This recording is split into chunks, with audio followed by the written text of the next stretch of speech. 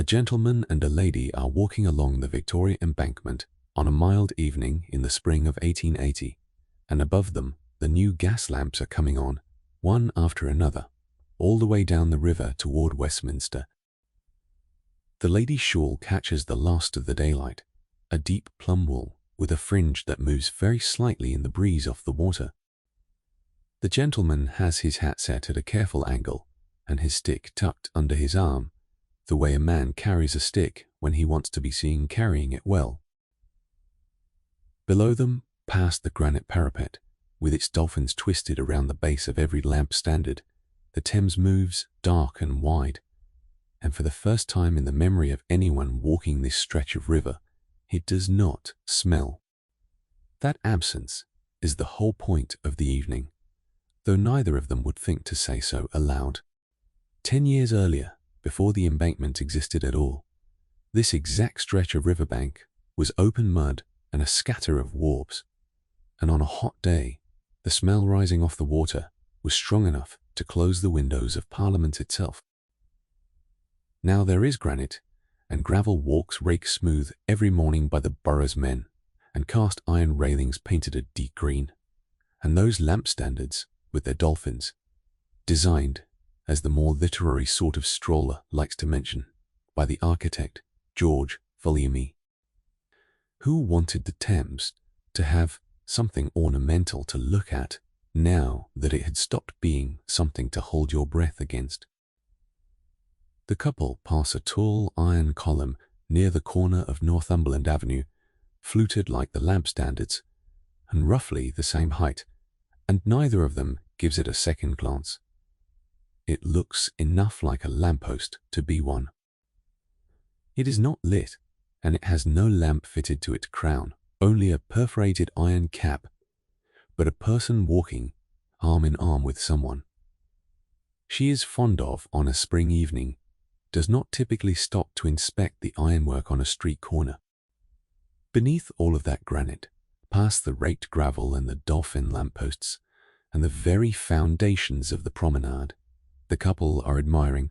runs the reason the air of London has, for the first time in living memory, become something close to bearable. Under their feet, and under the feet of every person walking this river on this particular evening, lies a system of brick tunnels more than 1,000 miles long, carrying away every single day the waste of nearly 4 million people. It is 1880. London is the largest city that has ever existed on the surface of the earth, and for the first time in its long, filthy history, most of what that city produces is no longer left to rot in the open where it fell. That is the achievement the couple on the embankment are unconsciously enjoying. What they do not know, and what almost nobody strolling a London street in 1880 gave any sustained thought to, is what solving one problem on this scale required, and what new problem it quietly created in its place. The tall iron column at Northumberland Avenue is not a lamppost.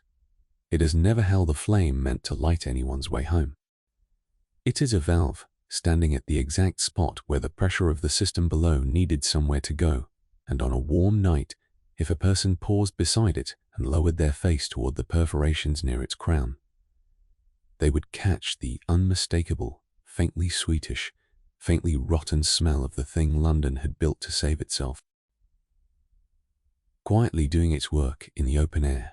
above their heads. The story of how that column came to stand there, and what it was actually built to release, and what it was like to live your entire life within smelling distance of one, is far more complicated, far more uncomfortable, and far more human than any evening promenade along a granite embankment. This is 1880, and London has just finished spending 20 years and roughly £4.5 million solving what a parliamentary committee once described, without much exaggeration, as the most urgent public health crisis. The engineer responsible, a meticulous, mustached civil servant named Joseph Bazalgette, is by now a household name among the sort of Londoners who read newspapers, celebrated for having built the sewers that finally pulled the city's own filth out from under its feet and carried it away from the river that used to drink it back in. Cholera, which had killed tens of thousands of Londoners across 4 separate outbreaks in the preceding decades, has all but vanished from the capital. The Thames, which once ran the colour and consistency of wheat gravy along its banks at low tide, runs clean enough now that people fish from its bridges again. By almost every measure a city keeps of its own health, London in 1880 is safer, cleaner, and longer lived than the London of a single generation before. And every stratum of that same city, from the gentleman with his cane on the Embankment to the family living 3 rooms above a courtyard drain in Bethnal Green, is quietly managing a physical reality that the newspapers of the day almost never discussed directly. Bazalgette sewers solved the problem of where the waste of London went. They did not, and structurally could not, solve the problem of what happens to a closed brick tunnel. More than 1,000 miles of it, once that waste starts to break down inside it, in the dark, at a temperature that barely changes between summer and winter, rotting matter produces gas. Enormous volumes of it, day and night, whether anyone above ground is thinking about the sewers or not. Methane, hydrogen sulfide, which smells of rotten eggs even in vanishingly small amounts and can kill a grown man in a concentrated enough pocket before he has time to understand what is happening to him. And that gas, trapped underground in a sealed system built specifically to keep its contents from reaching the surface, has to go somewhere. This video is that discussion. Not the version in the engineering journals, which spoke of ventilation shafts and cubic feet of gas per hour, with the same flat calm they might use for a bridge specification. A real one, about what it actually meant to live inside, above, and sometimes directly under the greatest sanitary engineering achievement of the Victorian age, at a moment when the men who designed it were still working out, tunnel by tunnel, street by street, exactly how to keep that achievement from poisoning or occasionally detonating the very people it was built to protect.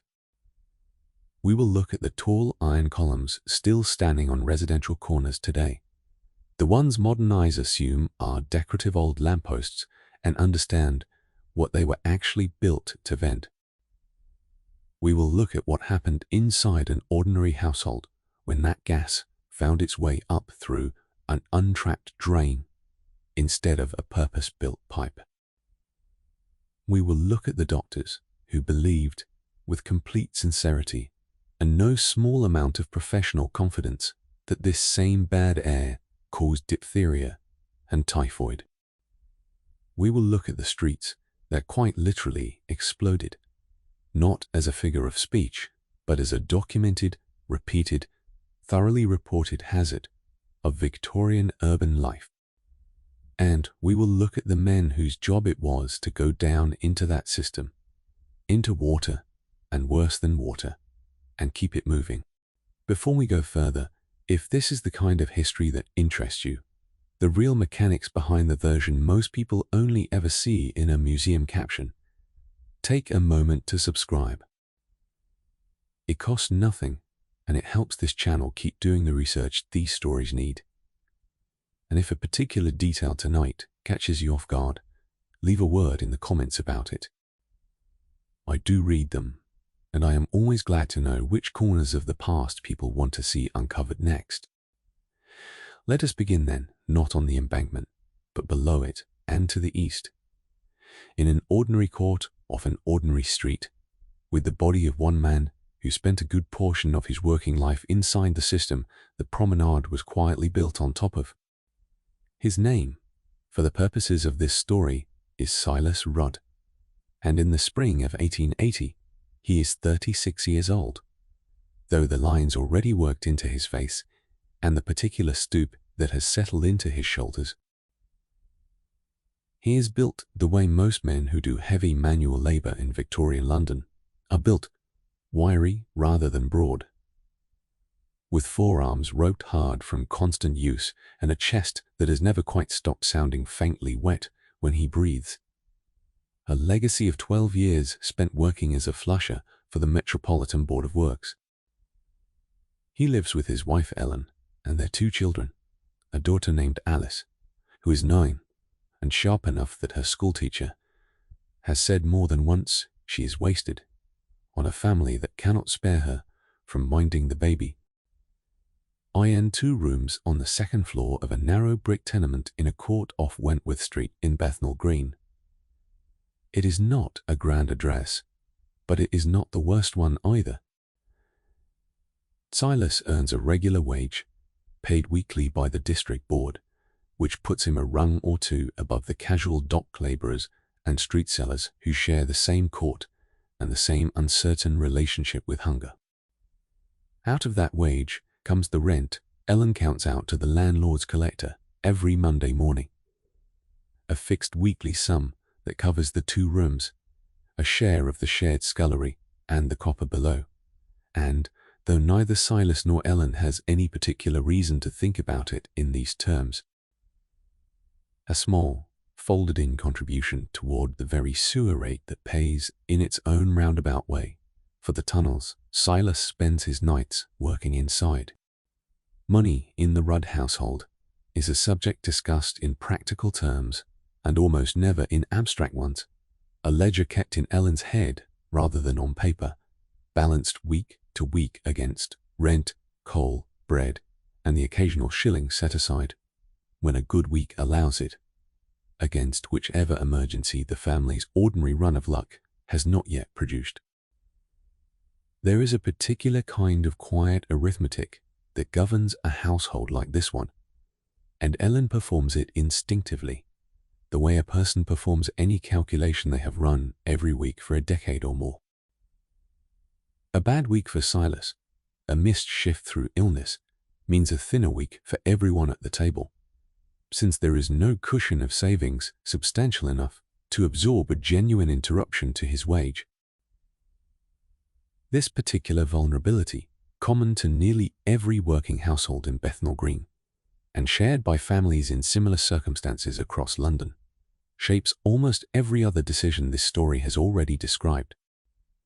From Ellen's reluctance to call in outside help for the scullery drain, to the family's general practice of managing a problem quietly for as long as it remains merely uncomfortable rather than seriously dangerous. At the mouth of that court, not 30 feet from the Rudd street door, stands a cast-iron column very much like the one at Northumberland Avenue, though considerably less ornamental.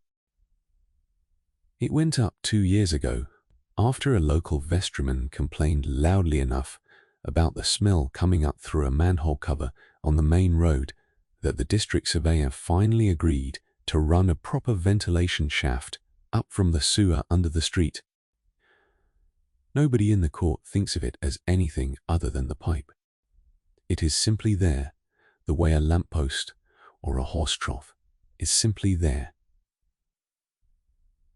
A fact of the street's furniture that draws no particular comment except on the hottest days of summer,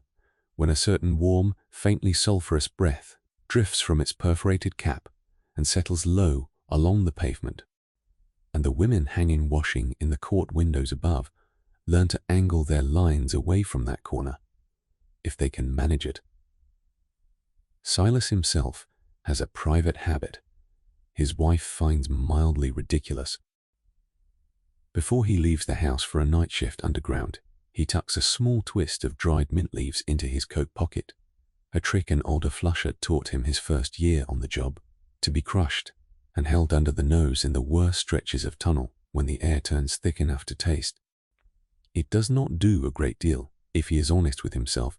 but it gives his hands something to do in the moment before he steps down through a manhole into the dark, and after 12 years, he has come to think of it as something closer to a small ritual than a practical tool. The sort of private vanity a man allows himself when the actual danger of his work is not something he particularly wants to sit and think about at length. He has a chronic cough that Ellen worries over more than he does, and a habit of sleeping with the window cracked even in cold weather, a preference he has never fully explained to her, and that she has long since stopped asking about. Though she has her suspicions about what a man who spends half his working life underground might want from a lungful of ordinary outside air. Tonight, Silas is due back on shift at 11, working a stretch of the local sewer that has been giving the district trouble for a fortnight, a slow blockage somewhere past the junction under the high street that has been sending an unusually strong smell backward up through several of the local drains. Ellen has already complained twice this week about the smell coming up through the copper's outlet pipe in the mornings, strong enough to make Alice hold her nose at breakfast, and their neighbour, 2 doors down, has been to the local dispensary about headaches he swears. Nobody in the court has yet connected these two facts to each other in any formal sense. But Silas, who has spent 12 years learning to read a sewer system by its moods the way a farmer reads weather, has a fairly clear idea of what is happening under the street, and a fairly clear idea too of just how ordinary a piece of London life this particular trouble actually is. June of 1858 was unusually hot, even by the standards of a London summer, and for several weeks that month, the temperature along the Thames rarely dropped below 80 degrees, even after dark. If you imagine London before Basil gets sewers, you likely picture something smoky and crowded, but basically functional. A city that managed its waste the way any large city must have, with drains and gutters carrying the mass away somewhere out of sight. The actual arrangement was considerably less orderly than that. Most London households in the middle of the 19th century still relied on cesspits, brick-lined pits dug under or beside the house, emptied irregularly by men paid to carry the contents away in carts under cover of night. Many of these cesspits had, over the previous decade, been connected by well-meaning reformers to a new network of underground sewers that had originally been built only to carry away rainwater. The logic seemed sound at the time. Get the waste out of the pits and into the sewers, and the streets would smell better. Nobody had fully reckoned with where those rainwater sewers actually emptied, which was directly into the Thames, at whatever point along its banks happened to be nearest.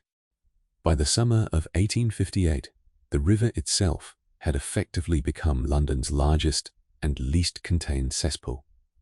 and that June's extraordinary heat did to the Thames roughly what heat does to any standing organic matter.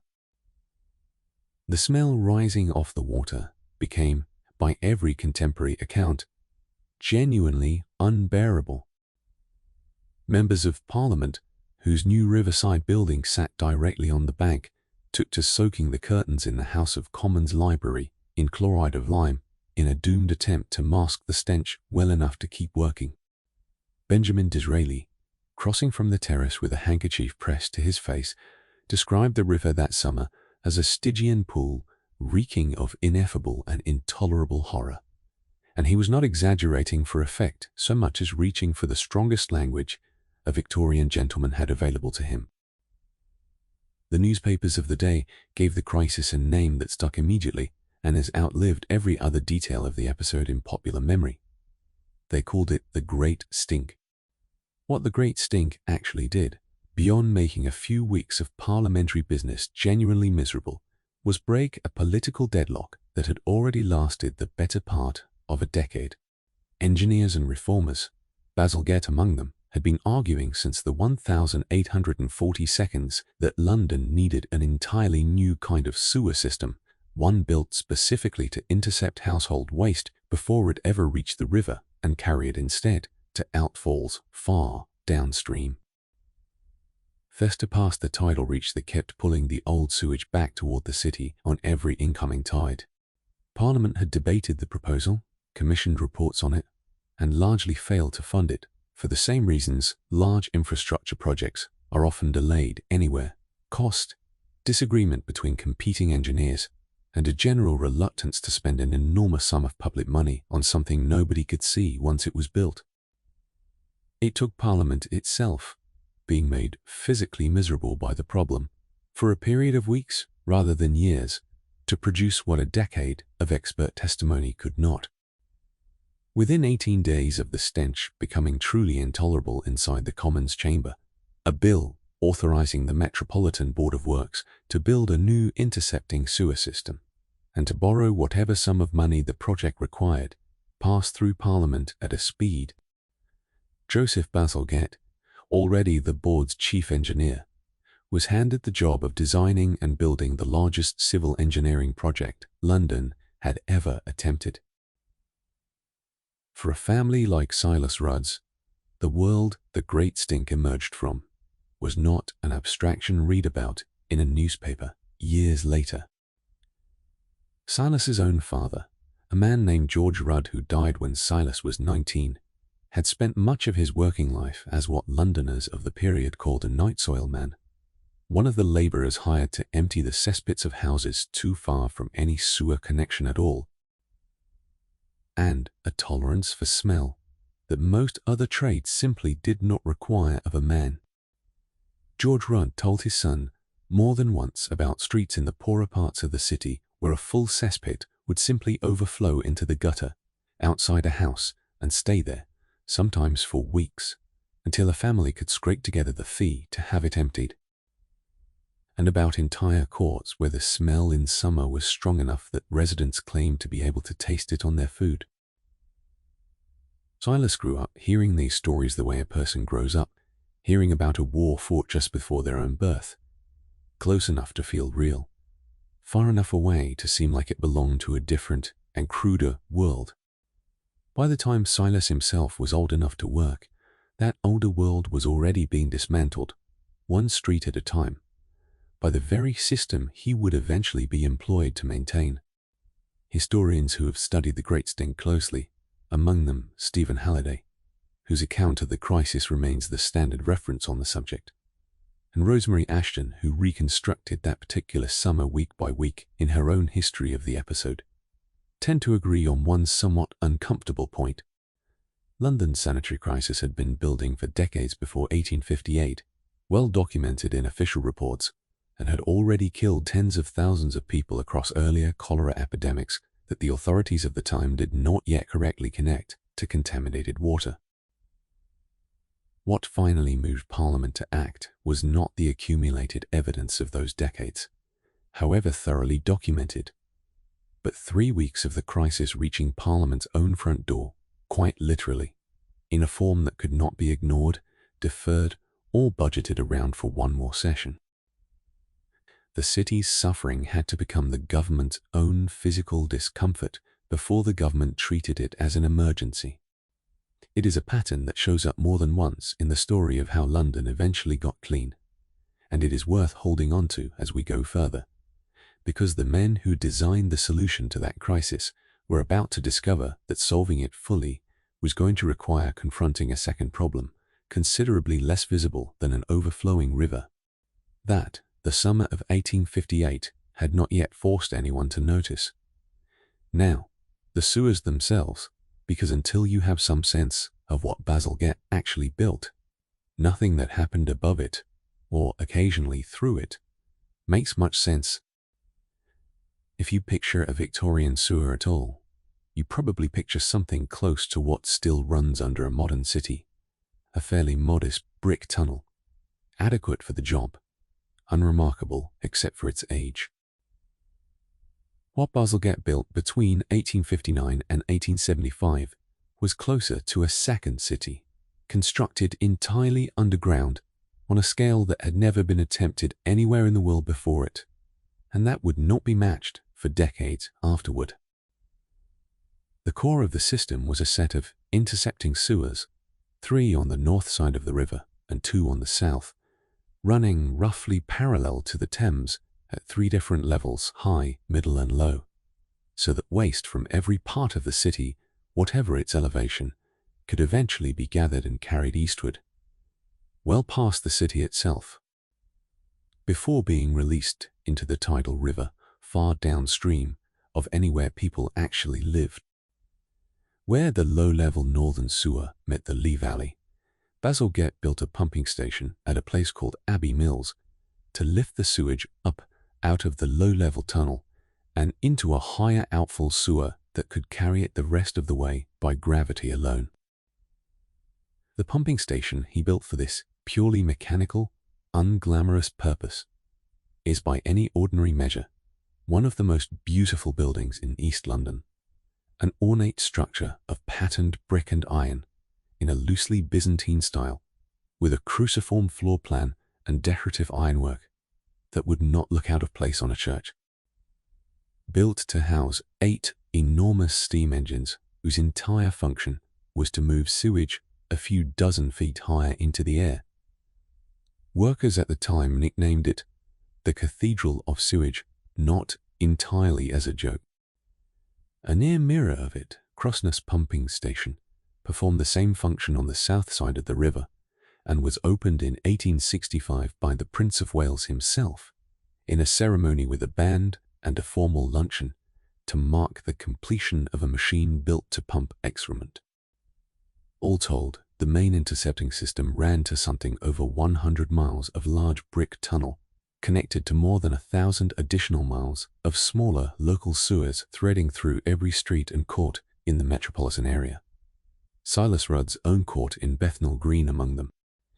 Bazalgette designed the main sewers with an egg-shaped cross-section, narrower at the bottom than the top, a detail that strikes most people as strange until it is explained.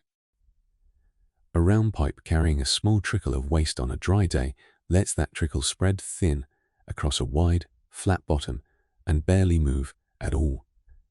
which is exactly the condition that allows solid matter to settle and accumulate. An egg-shaped pipe keeps even a small flow concentrated in its narrow lower point, forcing it to move fast enough to carry solids along with it, rather than let them sit and decompose in place.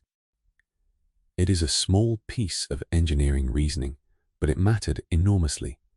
because a sewer that keeps its contents moving keeps them decomposing for less time, and a sewer that keeps solids from settling keeps them from building up into the kind of stagnant pockets where gas accumulates fastest and worst. For Silas the sewer, he actually works in most nights, bears almost no resemblance to the grand double-height brick cathedral tunnels the newspapers liked to photograph when the system first opened. His district's local sewers are smaller, some barely tall enough for a grown man to stand upright in without stooping, brick-lined and slick underfoot, running under the ordinary streets of Bethnal Green toward a junction that eventually feeds into one of Bazalgette's main intercepting lines. He has walked, at one time or another, most of the length of his district system, lantern in one hand and a long wooden rod in the other, used equally for testing his footing ahead of him, in the dark, and for prodding at anything blocking the flow that his boot alone will not shift. The brickwork, he has noticed over 12 years, tells its own story if you know how to read it. A slick, greenish sheen where water runs constantly, a drier, paler patch where a blockage upstream has been diverting flow away from a stretch of tunnel for days. A faint crust of pale mineral buildup at certain joints that the older men call fur, and the younger flushers are taught to chip away before it narrows the channel further. Historians of Victorian engineering, including Stephen Halliday and, more recently, Lee Jackson, whose research into London's sanitary history draws heavily on the Board of Works' own surviving records, tend to describe the scale of what Bazalgette built in almost reverent terms. No city on Earth had constructed anything close to this scale of underground infrastructure before, and the materials themselves had to be developed alongside the engineering. Bazalgette insisted on Portland cement of a quality far higher than standard commercial mortar, tested obsessively by his own engineers, because ordinary Victorian cement was known to degrade badly under constant exposure to sewage and damp. And a system meant to serve a growing capital for generations could not be allowed to crumble within a decade of completion. The bricks themselves, more than 300 million of them across the full system, were fired and laid according to specifications precise enough that large sections of Bazalgette's original tunnels remain in active use under London today, more than a century and a half later. None of it was free,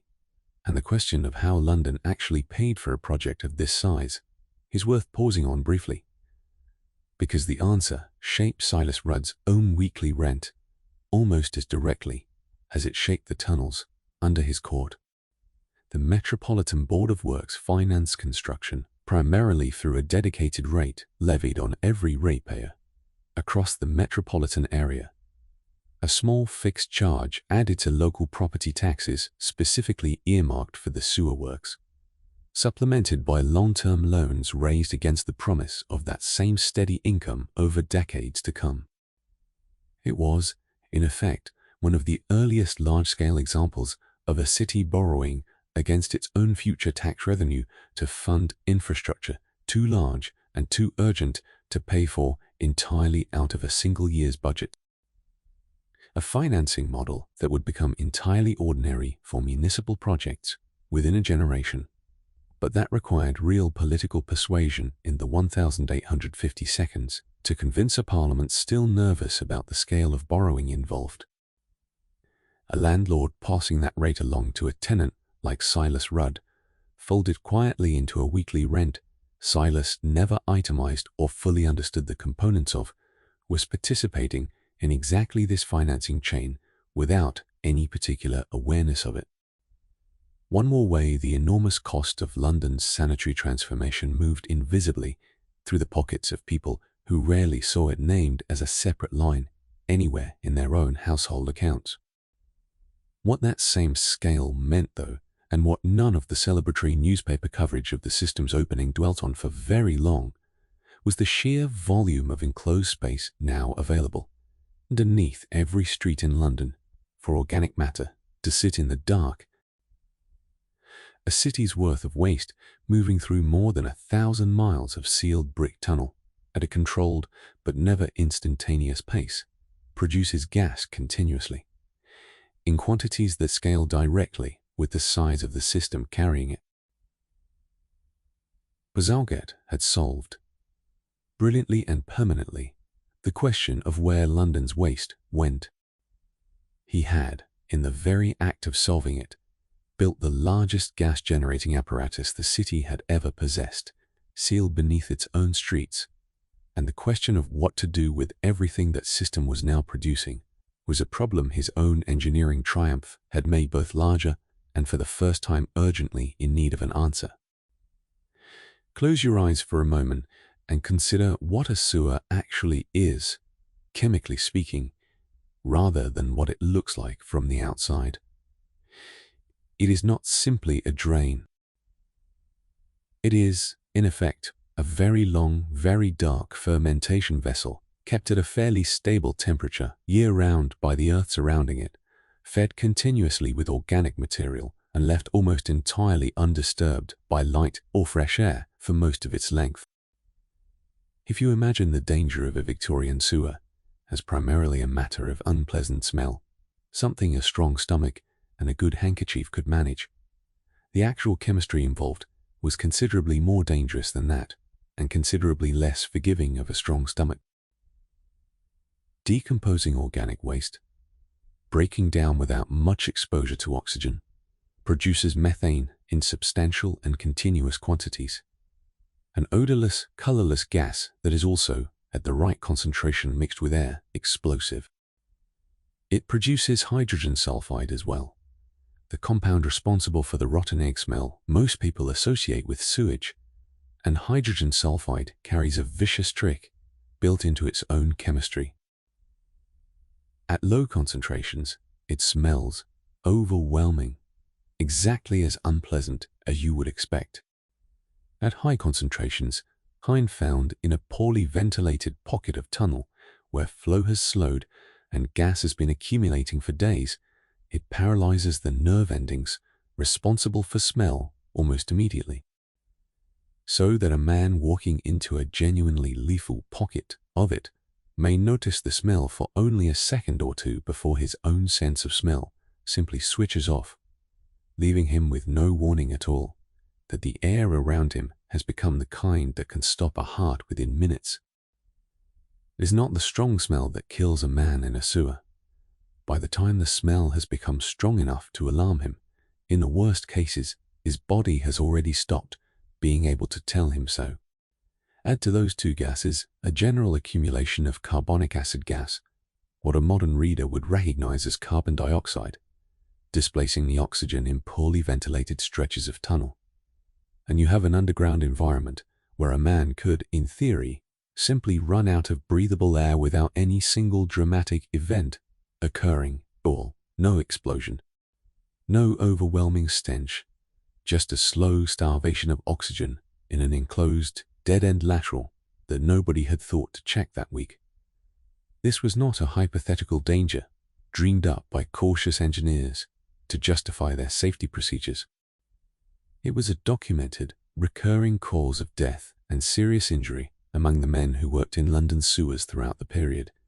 well enough understood by the Metropolitan Board of Works that formal safety instructions were issued to every man on the payroll, instructions that Silas Rudd, like every other flusher in the district, had drilled into him from his first week on the job. The practical answer, worked out through hard experience rather than laboratory theory, was fire. Every flusher carried a lit candle or a simple oil lamp into the tunnels, not primarily for light, though the light mattered too in a system with no other illumination at all, but as a crude and remarkably effective early warning device. A candle flame burning normally meant the air around it had enough oxygen to support ordinary combustion, which meant by extension enough oxygen to support a man breathing it. A flame that guttered, turned strangely blue, or extinguished outright without any draft to explain it, meant the air in that stretch of tunnel had been displaced by something else, and every flusher was trained to treat that signal as an instruction to leave the area immediately by the fastest route available, rather than investigate further. Silas has watched his own candle do exactly that twice in 12 years, once in a dead-end lateral off the main district sewer that had apparently gone unflushed for the better part of a month, and once, more alarmingly, in a stretch of tunnel he had walked through without incident only 2 nights before. A reminder that the conditions underground could shift meaningfully within a matter of days, depending on rainfall, blockages, and the general habits of the households whose drains fed into that stretch. He does not consider himself a superstitious man, but he has never once ignored a flame that behaved strangely, and he has buried, over the years, 2 acquaintances from neighboring districts who apparently did. The engineers and district surveyors who oversaw men like Silas understood this danger in general terms,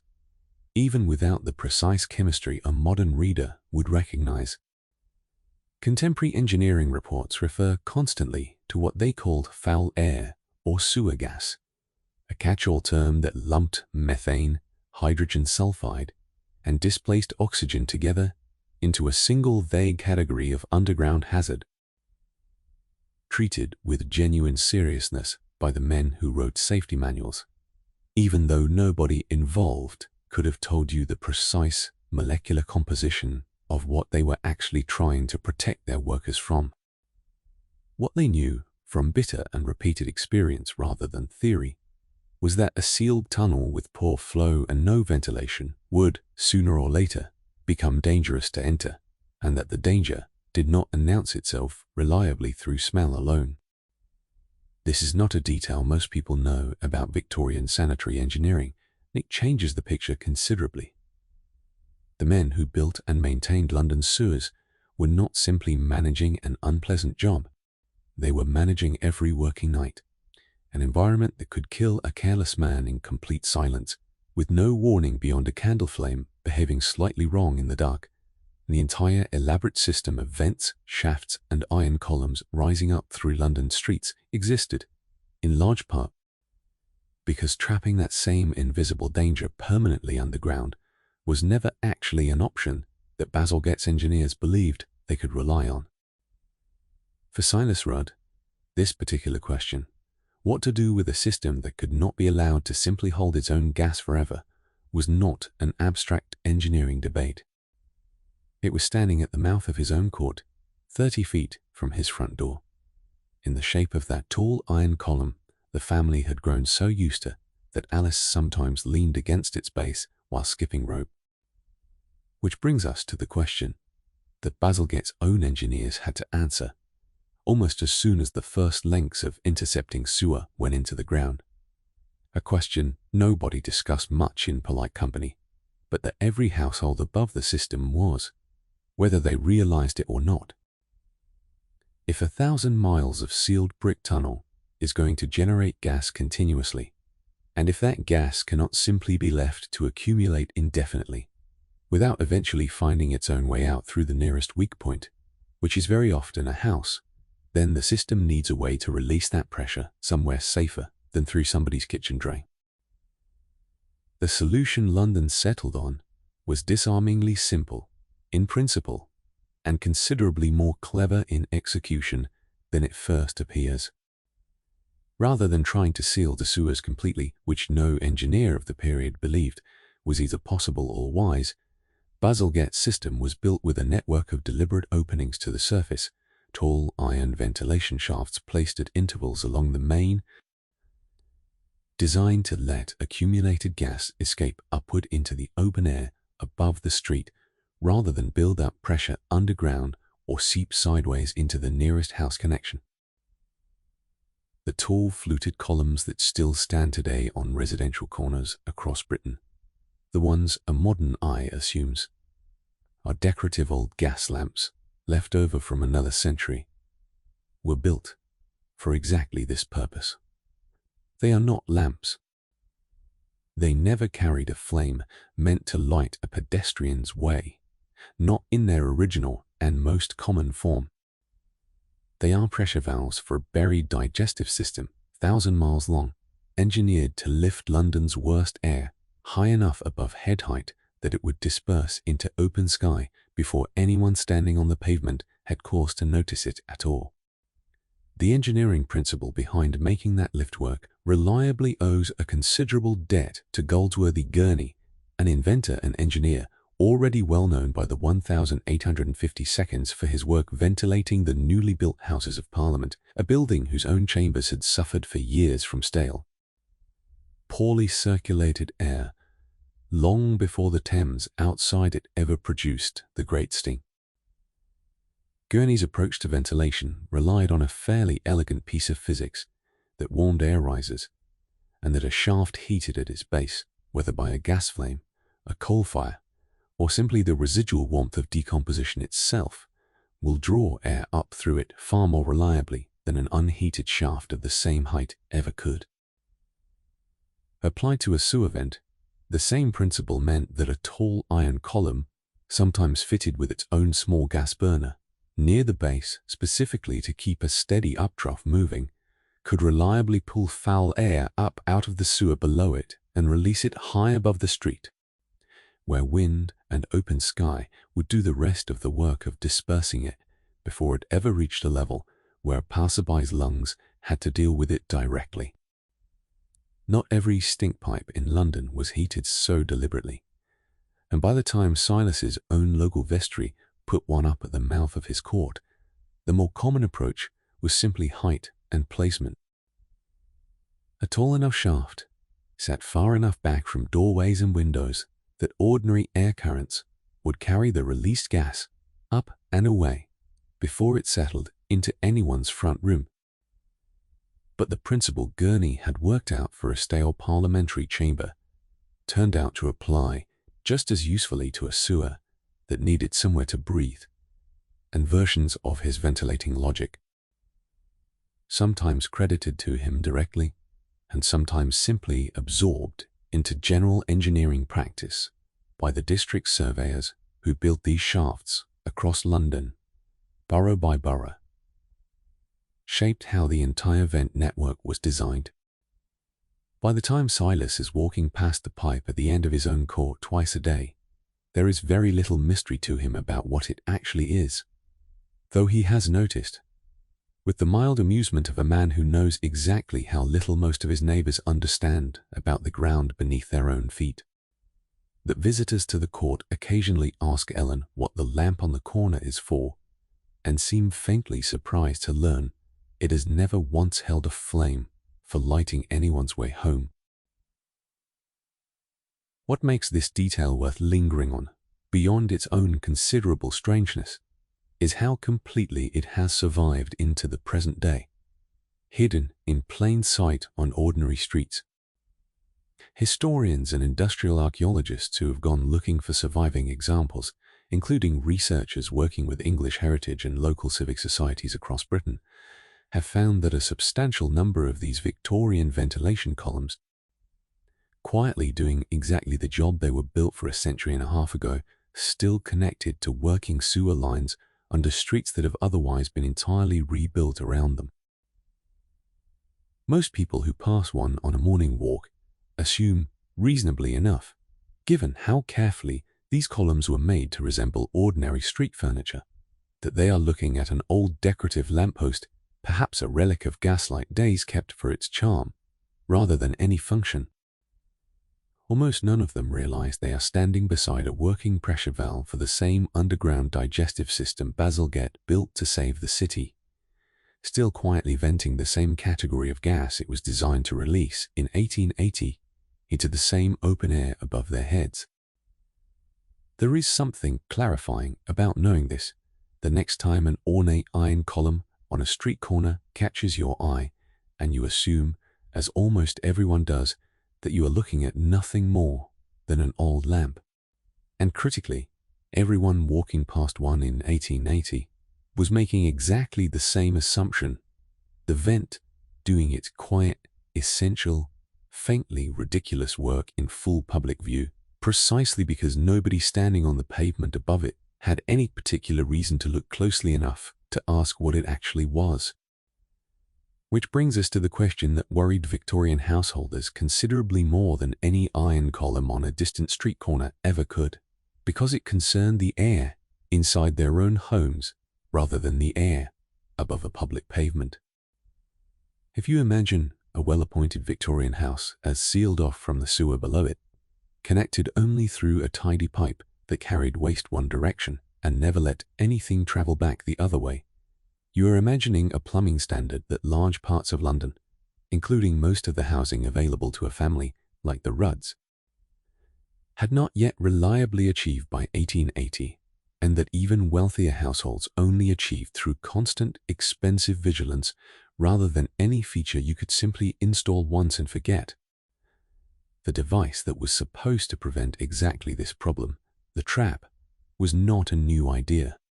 A bent section of pipe designed to hold a permanent plug of standing water, blocking gas from traveling backward up through a drain, even while allowing waste to flow forward through it, had existed in various forms since the previous century, refined and popularized by plumbers whose names, Alexander Cumming among the earliest, and Thomas Crapper among the more famous improvers, working later in the century, became closely associated with the sanitary reform movement's push to get every household fixture properly trapped. The principle was sound, and when properly installed and properly maintained, worked exactly as intended. The trouble, as sanitary reformers spent decades trying to explain to an often skeptical public, was how many drains, fixtures, and connections in an ordinary house went untrapped entirely, either because they were installed before trapping became standard practice, because a landlord had cut a corner to save the expense, because a trap that had been correctly fitted years earlier had since dried out, its protective seal of standing water evaporated away during a long absence from the house, or a spell of unusually dry weather, leaving what looked like a perfectly ordinary pipe fitting quietly open to whatever the sewer below chose to send back up it. William Acey, a sanitary engineer whose 1874 book on the arrangements of dwelling houses became a standard reference for reform-minded landlords and builders, documented case after case of households whose owners had no idea their own plumbing had failed them in exactly this way, describing scullery sinks, disused water closet, and even decorative fountains connected to house drains that periodically breathed sewer gas directly into occupied rooms without any obvious external sign that anything had gone wrong. Water closet that had not been flushed in some hours, its trap slowly losing its seal to evaporation overnight, could allow gas to rise silently up through the bowl and into the room around it, while a family slept 2 doors away, entirely unaware that the closet down the passage had, for practical purposes, opened a direct channel between their home and the sewer running under their street. For the Rudds, specific weak point was the scullery drain under the shared copper, the large kettle-like vessel used for boiling laundry that most tenement households of their income relied on for washing day. It had never been fitted with a proper trap at all, a fact the landlord had simply never addressed across at least 3 tenancies, and on most days the arrangement caused no particular trouble, the drain running fast enough and often enough to keep any smell from lingering. But in the fortnight leading up to the events of this story, with the local sewer junction under the high street partially blocked and backing pressure into several connected household drains, Ellen Rudd had begun waking most mornings to a smell rising from that scullery drain strong enough to reach the bedroom. Faintly sweetish and sulphurous, the way she had learned, after 12 years married to a flusher, to recognize immediately for what it was. She had taken to keeping the scullery door shut at night and stuffing a folded rag under it, a household remedy with no real scientific basis that nonetheless made her feel marginally less helpless about a problem she had no means of actually fixing herself. This was, uncomfortably, one of the more class-stratified dangers in this entire story, though not in the simple direction most people assume. A wealthy household in Belgravia or Mayfair was not automatically safe from sewer gas, and in fact, several of the most alarming documented cases of household sewer gas poisoning in the period occurred in comfortable, well-staffed homes, sometimes because an elaborate and expensive system of internal plumbing, more pipes and fixtures than a poorer household could ever afford, simply meant more individual points where a trap could fail unnoticed. But a wealthy household did have resources a family like the Rudds did not. The money to call in a sanitary engineer at the first sign of a persistent smell, to have every trap in the house inspected and refitted, to relocate a family temporarily to a seaside lodging house. For the Rudds, and for most of London's working population, the response to a smell like the one rising from the scullery drain that fortnight was closer to what Ellen was actually doing, closing a door, stuffing a rag under it, and waiting for whatever was blocked further down the street to eventually clear on its own.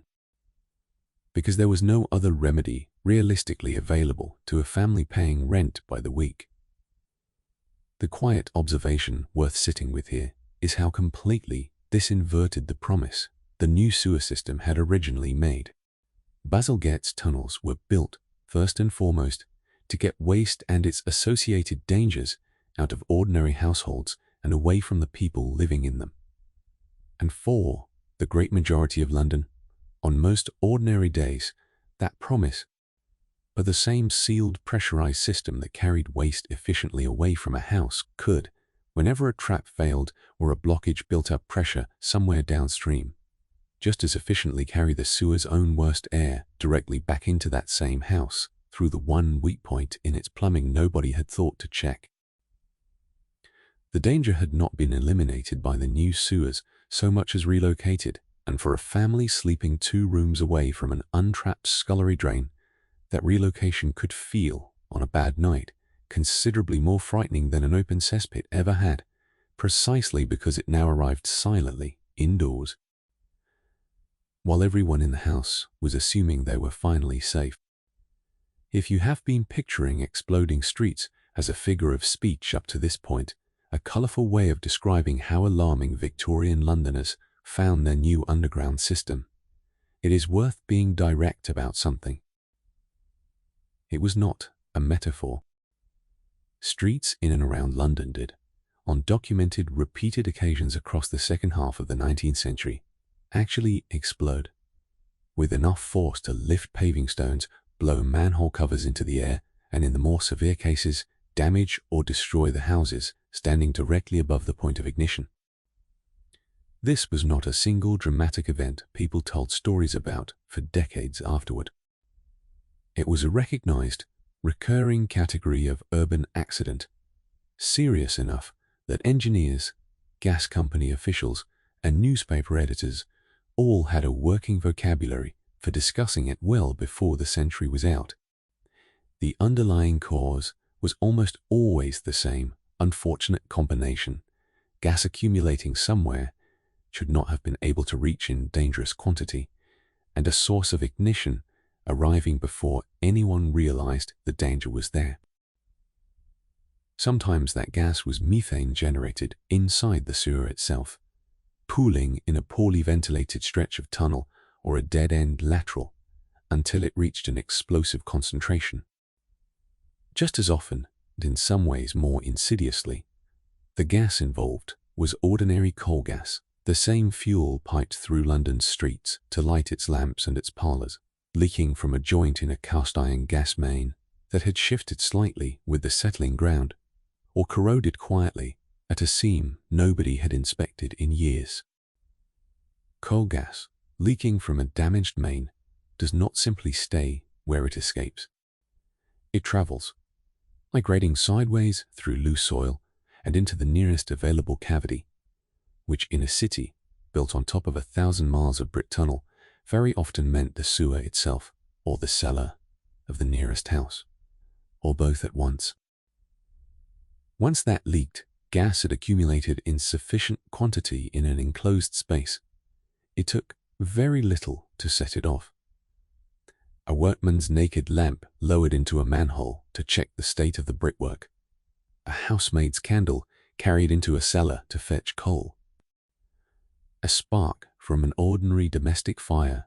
in a room whose floorboards happened to sit directly above a sewer connection that had been quietly filling with gas for days. One of the earliest and most severe incidents on record predates Bazalgette's system entirely and helps explain why the men designing the new sewers took the danger of gas accumulation as seriously as they did from the very start of the project. In June of 1846, a substantial build-up of gas inside the Old Fleet main sewer, then still a chaotic patchwork of older brick culverts running under Clerkenwell rather than any modern engineered system, ignited with enough force to destroy several houses along its route and injure a number of residents. To the event reported at the time in London's newspapers and later reconstructed by historians of the Fleet River's long transformation from an open stream into a buried sewer. The explosion was powerful enough to be felt and heard well beyond the immediate site, and it left local residents, quite reasonably, considerably less confident than they had been the previous week that the ground beneath their own homes. Bazalgette's engineers were well aware of this history, and the ventilation system built into the new intercepting sewers, the very network of iron columns discussed in the previous chapter, existed specifically to prevent a repeat of exactly this kind of catastrophic build-up on the scale of the main system itself. In that narrower sense, the engineering worked. There is no record of Bazalgette's own main intercepting sewers ever producing an explosion on the scale of the 1846 Fleet incident, a genuine credit to the design. But the new system did not, and structurally could not, eliminate the parallel and ongoing danger posed by London's aging network of gas mains, which continued to leak, corrode, and occasionally ignite throughout the very years the new sewers were being built and expanded around them. A section of pavement blown open on a residential street, a manhole cover found some distance from its own manhole after a loud report in the night, continued to surface with enough regularity through the 1,860 seconds and into the 1,880 seconds that London gas companies eventually began keeping more systematic records of leak complaints and adjusting their maintenance schedules accordingly. For a man like Silas Rudd, this was a danger discussed in fairly matter-of-fact terms among flushers, closer to an occupational hazard the men had simply learned to work around, than a source of constant dread. He carries tucked into memory rather than his coat pocket an account passed down from an older flusher in a neighboring district. A man who had been working a stretch of tunnel near a known gas main leak when a workman 2 streets over lowered an open flame lamp into an adjoining manhole to check a blocked drain. Apparently unaware of how much gas had accumulated in the connecting sewer over the preceding days. The resulting ignition did not level any houses, but it threw the workman backward hard enough to break his wrist and singed the hair from one side of his head, and it left a scorch mark on the brickwork of that stretch of sewer that by the time Silas heard the story secondhand some years later, had apparently become something of a local landmark among the district's flushers, pointed out to new men as a lesson rather than a curiosity. The broader context here, one that historians including Lee Jackson have drawn out carefully in their research into London's sanitary and gas infrastructure, is that Victorian London was, for several overlapping decades, running 2 enormous, invisible, occasionally interacting networks under its own streets at once. A sewer system designed to carry away waste and a gas main system designed to deliver fuel for light and heat, both of them prone to leaking, both of them capable of accumulating dangerous concentrations of gas in enclosed spaces, and both of them largely invisible to the ordinary residents living directly above them. Nobody walking along a London street in 1880, admiring the gas lamps glowing along its length, thought of themselves as walking above 2 separate and interacting hazards at once. The engineers who maintained both systems, however, understood precisely how often one hazard could feed directly into the other, and a fair portion of the safety culture Silas had absorbed over 12 years on the job existed specifically because that overlap had already, on more than one well-documented occasion, cost someone their house, or in the worst instances, their life. There is a certain grim clarity in recognizing that the danger here was never really about sewage itself, unpleasant as that was to live above. It was about gas, in whichever of its several sources it happened to arrive from, meeting fire in a space nobody had thought to check first. And the fact that this could happen at all, repeatedly, in the most modern city on earth, tells you something true about the limits of even the most brilliant Victorian engineering.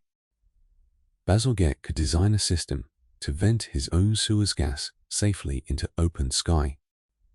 He could not, however carefully he built, reach into every gas main joint across London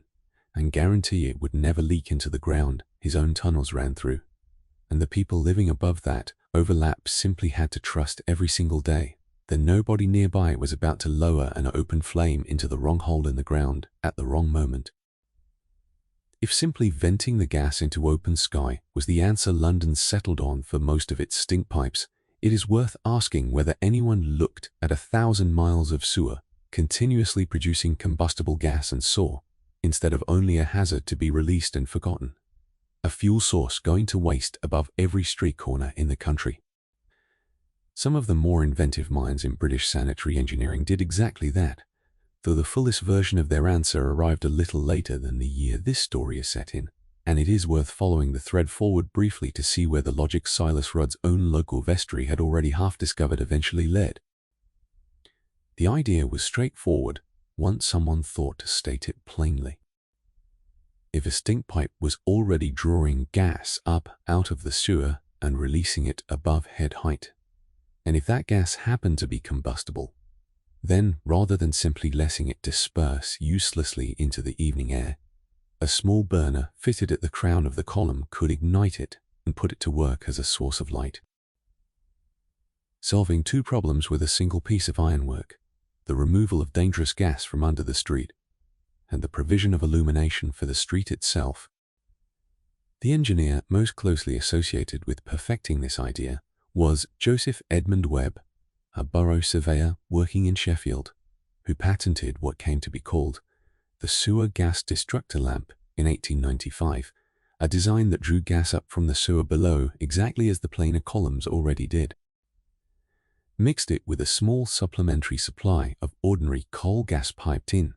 to keep the flame burning reliably even on nights when the sewer's own output ran low, and burned the combination at the top of the column as a functioning street lamp.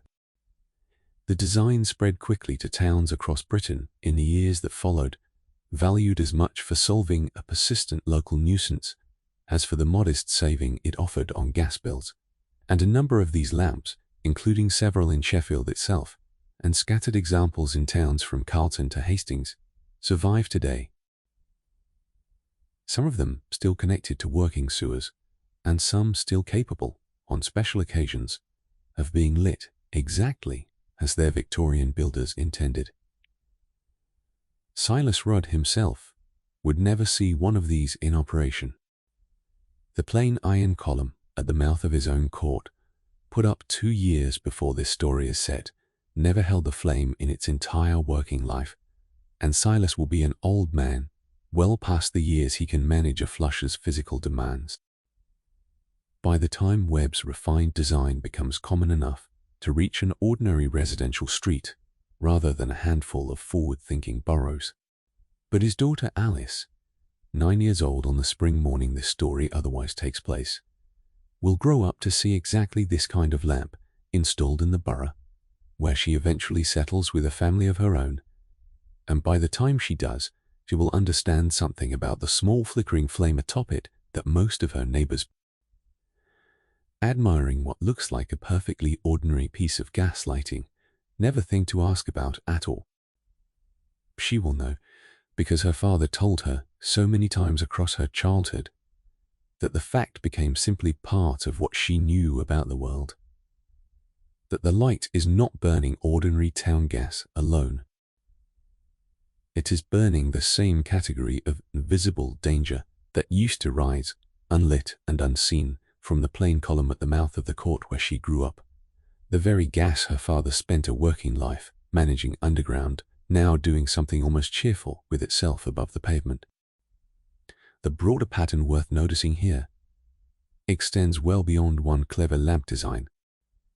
Victorian Britain had, by the second half of the century, developed a genuine talent for finding commercial use for the byproducts of its own filth,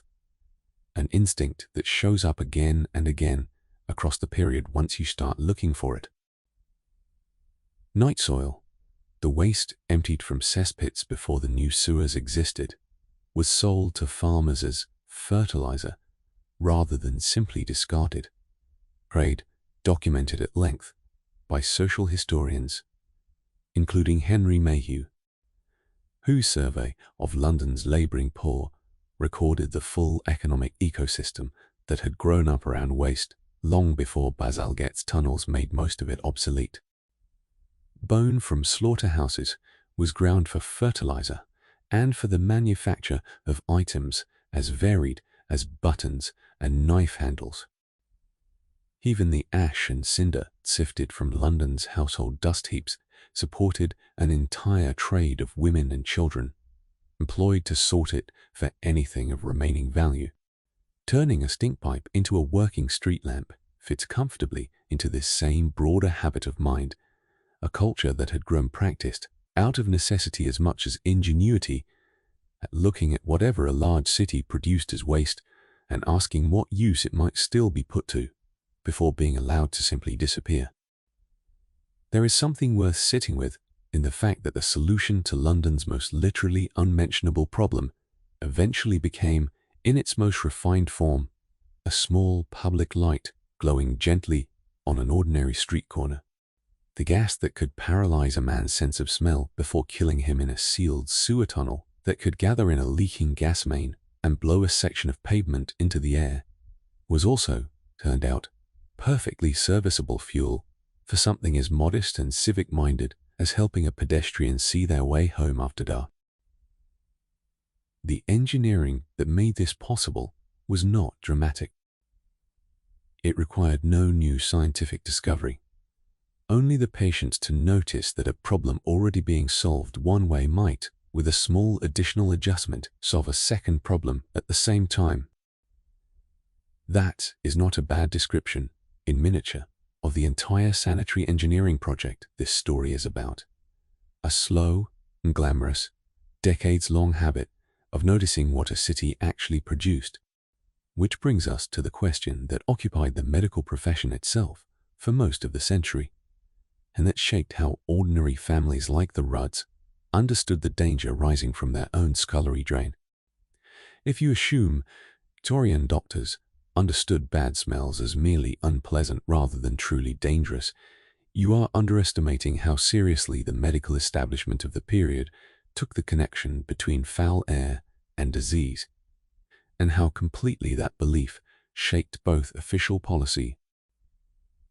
The dominant theory, known as miasma theory, held that disease was transmitted primarily through bad air itself, tiny particles of decaying organic matter carried on foul-smelling vapors and inhaled directly into the body, where they produced fever, weakness. It was not a fringe idea held by a handful of cranks. It was the working assumption of most respected physicians and sanitary reformers of the period, expressed most memorably by Edwin Chadwick, the reformer whose 1842 report on the sanitary condition of the laboring population had helped set the entire sanitary reform movement in motion. That all smell is disease. William Farr, the statistician whose work at the General Register Office shaped decades of British public health policy, held a similar view for most of his career, resisting for years the competing theory that cholera in particular spread through contaminated water rather than bad air. Even after the physician John Snow had traced a devastating 1854 outbreak in Soho to a single contaminated water pump with a thoroughness that later generations of medical historians would treat as a landmark of epidemiological reasoning. Snow's water theory eventually won out, but only gradually, and miasma theory continued to shape official thinking on a great many other diseases, diphtheria and typhoid prominent among them, well into the very year this story is set. Even John Simon, the physician who served for years as London's medical officer of health, and who did more than almost any other single official to push sanitary reform forward through the middle decades of the century, operated for much of his career within a framework that treated foul air as a direct agent of disease, rather than merely a marker of unsanitary conditions that produced both the smell and the illness together. The eventual triumph of germ theory did not discredit these men as careless or unserious. It simply gave later generations tools their own contemporaries did not yet have, and it is worth remembering that most of the specific sanitary improvements this story has described, better drainage, cleaner water, the removal of waste from crowded living spaces, turned out to reduce disease regardless of which theory a given official happened to hold about why the improvement worked. The connection between sewer gas and typhoid in particular was not an abstract medical debate for the British public. It was a matter of recent, painful royal history that every literate household in the country would have recognized immediately. Prince Albert, the Queen's husband, died of typhoid fever in December of 1861, and the illness was widely and publicly attributed at the time to poor drainage and foul air at Windsor Castle, a connection royal physicians themselves encouraged, turning the death of the Prince Consort into a kind of national object lesson about the dangers lurking in even the grandest household's plumbing. A decade later, in 1871, the Prince of Wales himself nearly died of the same disease after a stay at a country house whose drains were later found to be defective, an episode that revived the entire public conversation about sewer gas with fresh. If foul air rising from bad drains could threaten the health of the sovereign's own family in the most comfortable houses available in the entire kingdom, the reasoning went then no household, no matter how modest or how grand, could consider itself entirely safe from it. For a family like the Rudds, this theory was not an item of scientific curiosity discussed at a dinner table they did not have. It was the framework through which Ellen Rudd understood every headache and every fever her own children suffered through. And it was the framework the local dispensary doctor used when Silas's neighbor came in complaining of the headaches that had begun the same week the smell from the blocked local sewer grew strong enough to notice. The doctor, a general practitioner rather than a specialist, examined the man, asked a handful of questions about his household drains, and pronounced the diagnosis that would have struck almost anyone in the room as entirely reasonable in the medical understanding of the day, that the man was suffering the effects of sewer gas poisoning, and advised him to keep his windows open during the day, despite the smell, on the theory that stagnant indoor air trapped the poison more effectively than a steady cross breeze would, and to scrub every drain in his rooms with a strong carbolic disinfectant as a precaution against the fever that so often, in the medical literature of the period, seemed to follow close behind a persistent bad smell. Some of what the miasma theory got right, almost by accident, is worth pausing on, because it complicates any simple story about Victorian doctors being merely wrong. Diseases like cholera and typhoid did, in fact, spread more readily in neighborhoods with poor sanitation, overcrowded housing, and contaminated water supplies. Precisely the conditions that also produced the worst smells. So a doctor who told a patient that bad air and disease travel together was frequently correct about the correlation, even while being wrong about the underlying mechanism. The actual culprit in most of these cases was contaminated water and person-to-person transmission of specific pathogens rather than the air itself, a fact that would not be firmly established in the medical mainstream until the German physician Robert Koch identified the specific bacteria responsible for tuberculosis, work that helped tip the balance of medical opinion decisively toward what came to be called germ theory within a few short years of the exact moment this story is set. In 1880, that shift had still barely begun, and a family managing a persistent bad smell in their own home had every reason, given the best available medical advice of the day, to treat the smell itself as the direct and immediate danger rather than a mere symptom of some other underlying cause. Historians of Victorian medicine, including Judith Flanders in her survey of everyday life in the period, and Liza Pickard in her own detailed reconstruction of Victorian London, have both noted how completely this belief shaped ordinary domestic behavior. From the near-universal Victorian habit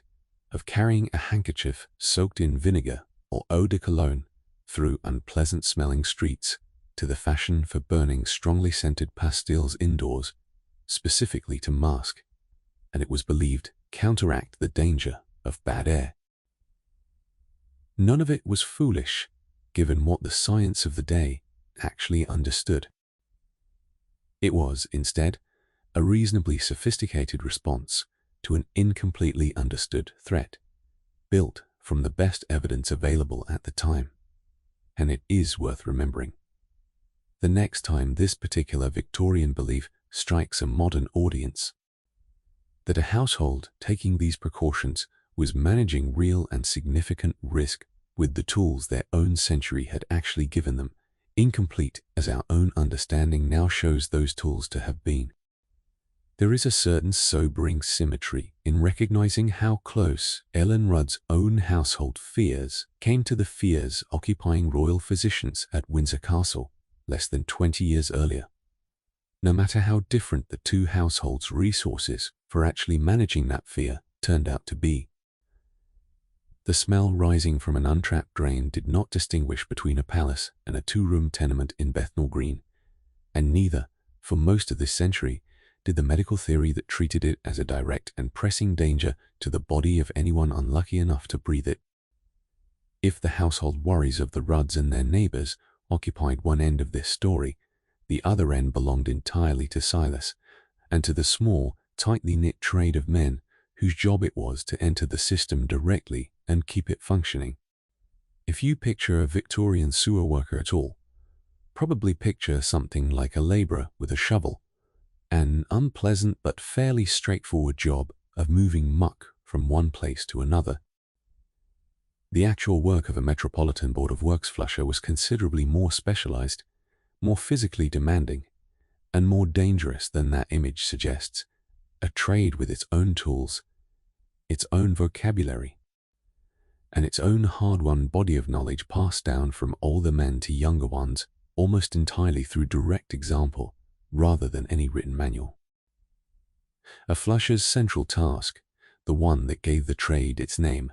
was moving accumulated silt and solid matter through stretches of sewer, where the ordinary flow of wastewater was not strong enough on its own. Using a system of sluice gates that could be closed to build up a reservoir of water behind them, and then opened suddenly to release a controlled surge, a flush, powerful enough to carry accumulated deposits along to the next junction point. Doing this correctly required real judgment. Open a gate too early, before enough water had built up behind it, and the flush would be too weak to shift a stubborn blockage. Open it too late, or hold it closed too long in a stretch of tunnel, already struggling with poor drainage from a blocked lateral upstream, and the backed-up water could rise fast enough to catch a man working further down the tunnel, entirely off guard. Genuine and recurring danger that every flusher in London's system understood from his very first week on the job. Silas has felt that rise in water level around his boots more than once in 12 years. The first warning of a surge working its way down the tunnel toward him with considerably more speed than the placid trickle most of his shifts otherwise involved. And each time it happened, move for the nearest ladder or manhole with a speed that left his lungs burning for the rest of the night. The tools of the trade were simple but essential. A long-handled rake or hoe for shifting solid blockages by hand, when a controlled flush alone was not enough. A wooden rod for testing footing and probing ahead in stretches of tunnel, too dark to see the bottom clearly. Carried as much for its role as an early warning device against dangerous gas as for the light itself. Flushers worked in a rough uniform of heavy canvas trousers and jacket, waterproofed, as best the material allowed, with tall leather boots that never fully kept the wet out on a long shift, and that most men, Silas included, had learned to simply accept as an occupational discomfort rather than a problem worth fighting. Henry Mayhew, the journalist and social investigator whose survey of London's labouring poor remains one of the richest surviving records of exactly this kind of working life, interviewed men in trades closely adjacent to Silas's own in the years before this story is set, sewer hunters known as toshers who worked without official sanction. Scavenging the tunnels for coins, scrap metal, and anything else of value that had washed down from the streets above, and flushers proper, employed directly by the district boards, whose accounts of the work Mayhew recorded in language that reads more than a century later. As remarkably close to how Silas himself might have described a typical night's labour to a stranger who happened to ask wages for a flusher,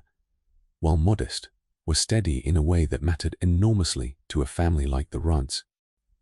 Silas is paid weekly, a fixed sum regardless of how difficult, how easy a given week's work turns out to be, which puts him in a considerably more secure position than the casual dock labourers and street sellers who share his court, who might earn considerably more in a good week but have no guarantee at all of steady income the week after. This security came with its own particular cost, though one that Mayhew's contemporaries noted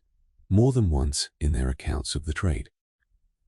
A flusher's body wore down in specific and predictable ways over the course of a career. The chronic damp cough that Ellen worries over in her own husband, joint pain from years of working, stooped in tunnels too low to stand fully upright in, and a general, hard-to-name exhaustion that older flushers described less as any single ailment than as a kind of accumulated toll the work simply extracted year after year from a body that had no real opportunity to recover fully between shifts. What is easy to miss, looking back at this trade from a comfortable distance, is how much specialized skill and hard-earned judgment the work actually required, precisely because the job's low social standing meant almost nobody outside the trade itself thought to ask. Flusher, who could read the condition of a sewer's brickwork at a glance, who knew from the particular smell and sound of a stretch of tunnel whether a blockage further upstream was building toward genuine danger, who could gauge exactly how long to hold a sluice gate closed before releasing it, was exercising a kind of expertise every bit as real. One, in its own narrow domain, as the more celebrated expertise of the engineers who had designed the system in the first place. Bazalgette's name appears on plaques and in history books. The men who actually kept his system running, night after night, in conditions the engineers who designed it rarely, if ever, had to personally experience, mostly do not appear anywhere at all. Their individual names lost to a historical record. As historians, including Lee Jackson, have pointed out in their own efforts to recover something of these working lives, simply was not kept with the same care applied to the men who held the more socially respectable positions above ground. There is something worth sitting with in that particular imbalance. The sewer system that saved London from cholera, that let a gentleman and a lady walk an odorless embankment on a spring evening in 1880 without a second thought for what made that evening possible, depended entirely on men like Silas Rudd doing dangerous, unglamorous, physically punishing work in near total anonymity, night after night, for a wage that kept his family fed, but never approached anything like public recognition for what the job actually demanded of him. The credit for London's transformation belongs, in the popular memory the city has kept of itself, almost entirely to the engineer whose name is carved into a memorial on the very embankment he built. The men who walked the tunnels under that embankment, keeping the whole system functioning one flush at a time, mostly walked home again each morning to families like the Rudds, unremarked, unrecorded, and entirely essential to a city that rarely thought to ask what their working nights actually cost them. The dangers of a flusher's work were not confined to gas alone, and it is worth lingering on the fuller picture, because the sewer system that saved London above ground created a seriously hazardous working environment below it, one where several entirely different threats could arrive at once with very little warning between them. Rain was one of the quieter dangers, and one of the most persistent. A sudden summer storm breaking over central London could send a wall of rainwater surging down through the sewer network within minutes of the first heavy drops striking the streets above, arriving in a stretch of tunnel far from the storm's own visible location, with a speed that gave a working flusher rising rush of sound echoing down the brickwork toward him. Men working in the London sewers were drowned by exactly this kind of sudden flash flood across the period, caught in narrow stretches of tunnel, with no ladder or manhole within reach, when the water rose faster than they could retreat. A risk every experienced flusher understood well enough to keep one ear constantly attuned to weather, even while working entirely underground, out of sight of the sky, that would have warned him. Then there were the rats, which every account of Victorian sewer work mentions, which Silas has learned after 12 years to regard with a kind of weary professional tolerance, rather than the horror a stranger might expect. London's sewer rat population was substantial enough that flushers developed particular habits around it almost as a matter of course, keeping a dog on hand in some districts specifically for rat control, moving deliberately and without sudden gestures in stretches of tunnel, where a colony was known to nest, and treating a bite, which happened occasionally to even a careful man, as a minor but real medical concern, given how little Victorian medicine understood about infection at the time. Silas has been bitten twice in his career, both times minor, both times treated with the same carbolic disinfectant the local dispensary doctor recommended for households worried about sewer gas,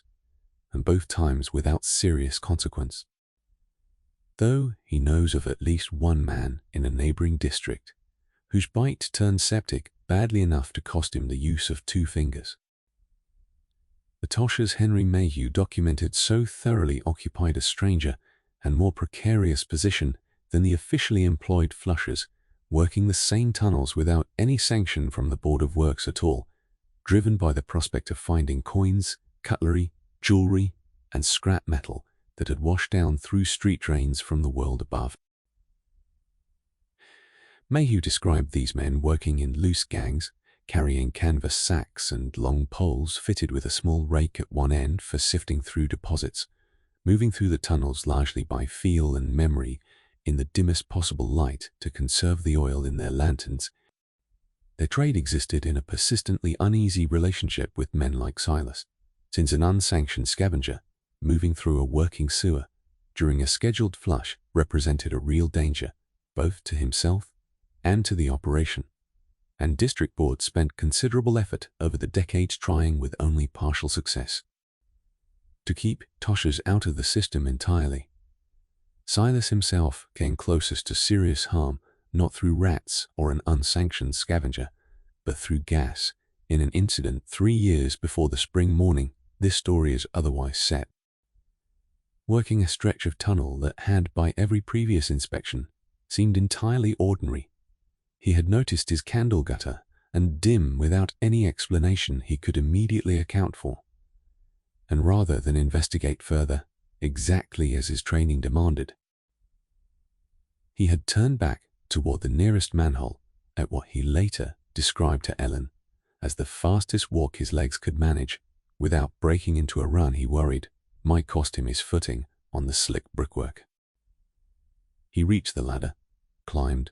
and emerged into the ordinary evening air of a street he had walked 100 times before, and it was only the following week when a colleague working the same stretch of tunnel with proper testing equipment confirmed a dangerous concentration of gas had indeed built up in exactly the section Silas had retreated from. That he allowed himself to fully register how close the ordinary caution drilled into him during his first year on the job had likely come to saving his life. He has never told Alice the full details of that particular evening, though Ellen knows the story well enough to have long since stopped asking him to describe it again. What all of this adds up to, taken together, is a working environment considerably more dangerous than the polite Victorian language of sanitary improvement generally cared to acknowledge. The newspapers that celebrated Bazalgette's achievement rarely mentioned the men who died keeping it running, and the official records the Metropolitan Board of Works kept of such incidents, where they exist at all, treat them with the flat bureaucratic brevity typical of Victorian institutional record-keeping. A name, a brief description of the circumstances, and little else to indicate what the loss actually meant to the family left behind. It is only through accounts like Mayhew's and through the patient work of later historians piecing together fragments from parish records, coroner's reports, and the board's own surviving files that anything like a full picture of this danger has been reconstructed at all, and even that picture remains, by any honest accounting, considerably less complete than the record kept of the engineers whose names still appear on the buildings and memorials above ground. Step back from any single household or any single tunnel for a moment and consider the broader sensory world all of this detail actually belonged to. Because London in 1880 was in ways a modern visitor would find almost impossible to fully imagine. If you picture Victorian London primarily through its visual details, the fog, the gaslight, the soot-blackened stone of its public buildings, you are picturing a real and well-documented city. But you are missing an entire dimension of how Londoners of the period, one that has almost entirely vanished from popular memory, simply because smell leaves no photograph behind for later generations to study. Coal smoke was the constant background note, rising from hundreds of thousands of household chimneys and countless factory stacks, thick enough on a still winter day to produce the genuine, choking fogs that gave London its reputation and its nickname, the pea souper, dense enough at their worst to make daytime travel across the city seriously hazardous. Horse manure was everywhere in the streets themselves, since London's transportation still depended almost entirely on horsepower, and estimates from sanitary surveys of the period suggest that keeping the major thoroughfares even passably clean required teams of dedicated street sweepers working constantly. A trade that supported thousands of workers across the city, and that still left most streets carrying a persistent, earthy undertone that Londoners of the period had simply learned to stop noticing most of the time. Add to this the smell of the Thames itself, improved enormously by Bazalgette's work, but never entirely eliminated, the smoke and grease of countless food stalls and public houses, the tanneries and slaughterhouses concentrated in specific working-class districts whose residents lived with an intensity of industrial smell rarely had to contend with at all, and the periodic, unpredictable breath of sewer gas rising from an untrapped drain or a poorly placed vent. And you begin to understand a city whose air carried a constant, layered, and thoroughly complicated mixture of odors. Though foul air came closest to serving as the general catch-all. Certain neighborhoods carried their own signature version of this general condition, distinct enough that a blindfolded Londoner who knew the city well might have been able to name a district simply by breathing it. Bermondsey, south of the river, was dominated by the tanneries that gave the whole area a sharp, acrid smell of lime and hide that lingered in clothing for hours after a visit. Smithfield, London's great meat market,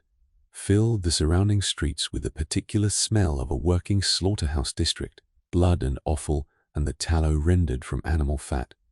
a smell that generations of Londoners in the surrounding trades had simply learned to carry home with them. The docks along the Eastern River brought their own mixture of tar, hemp, and whatever cargo happened to be unloading that week, spices from the East India warehouses sitting oddly alongside the ordinary industrial reek of a working port.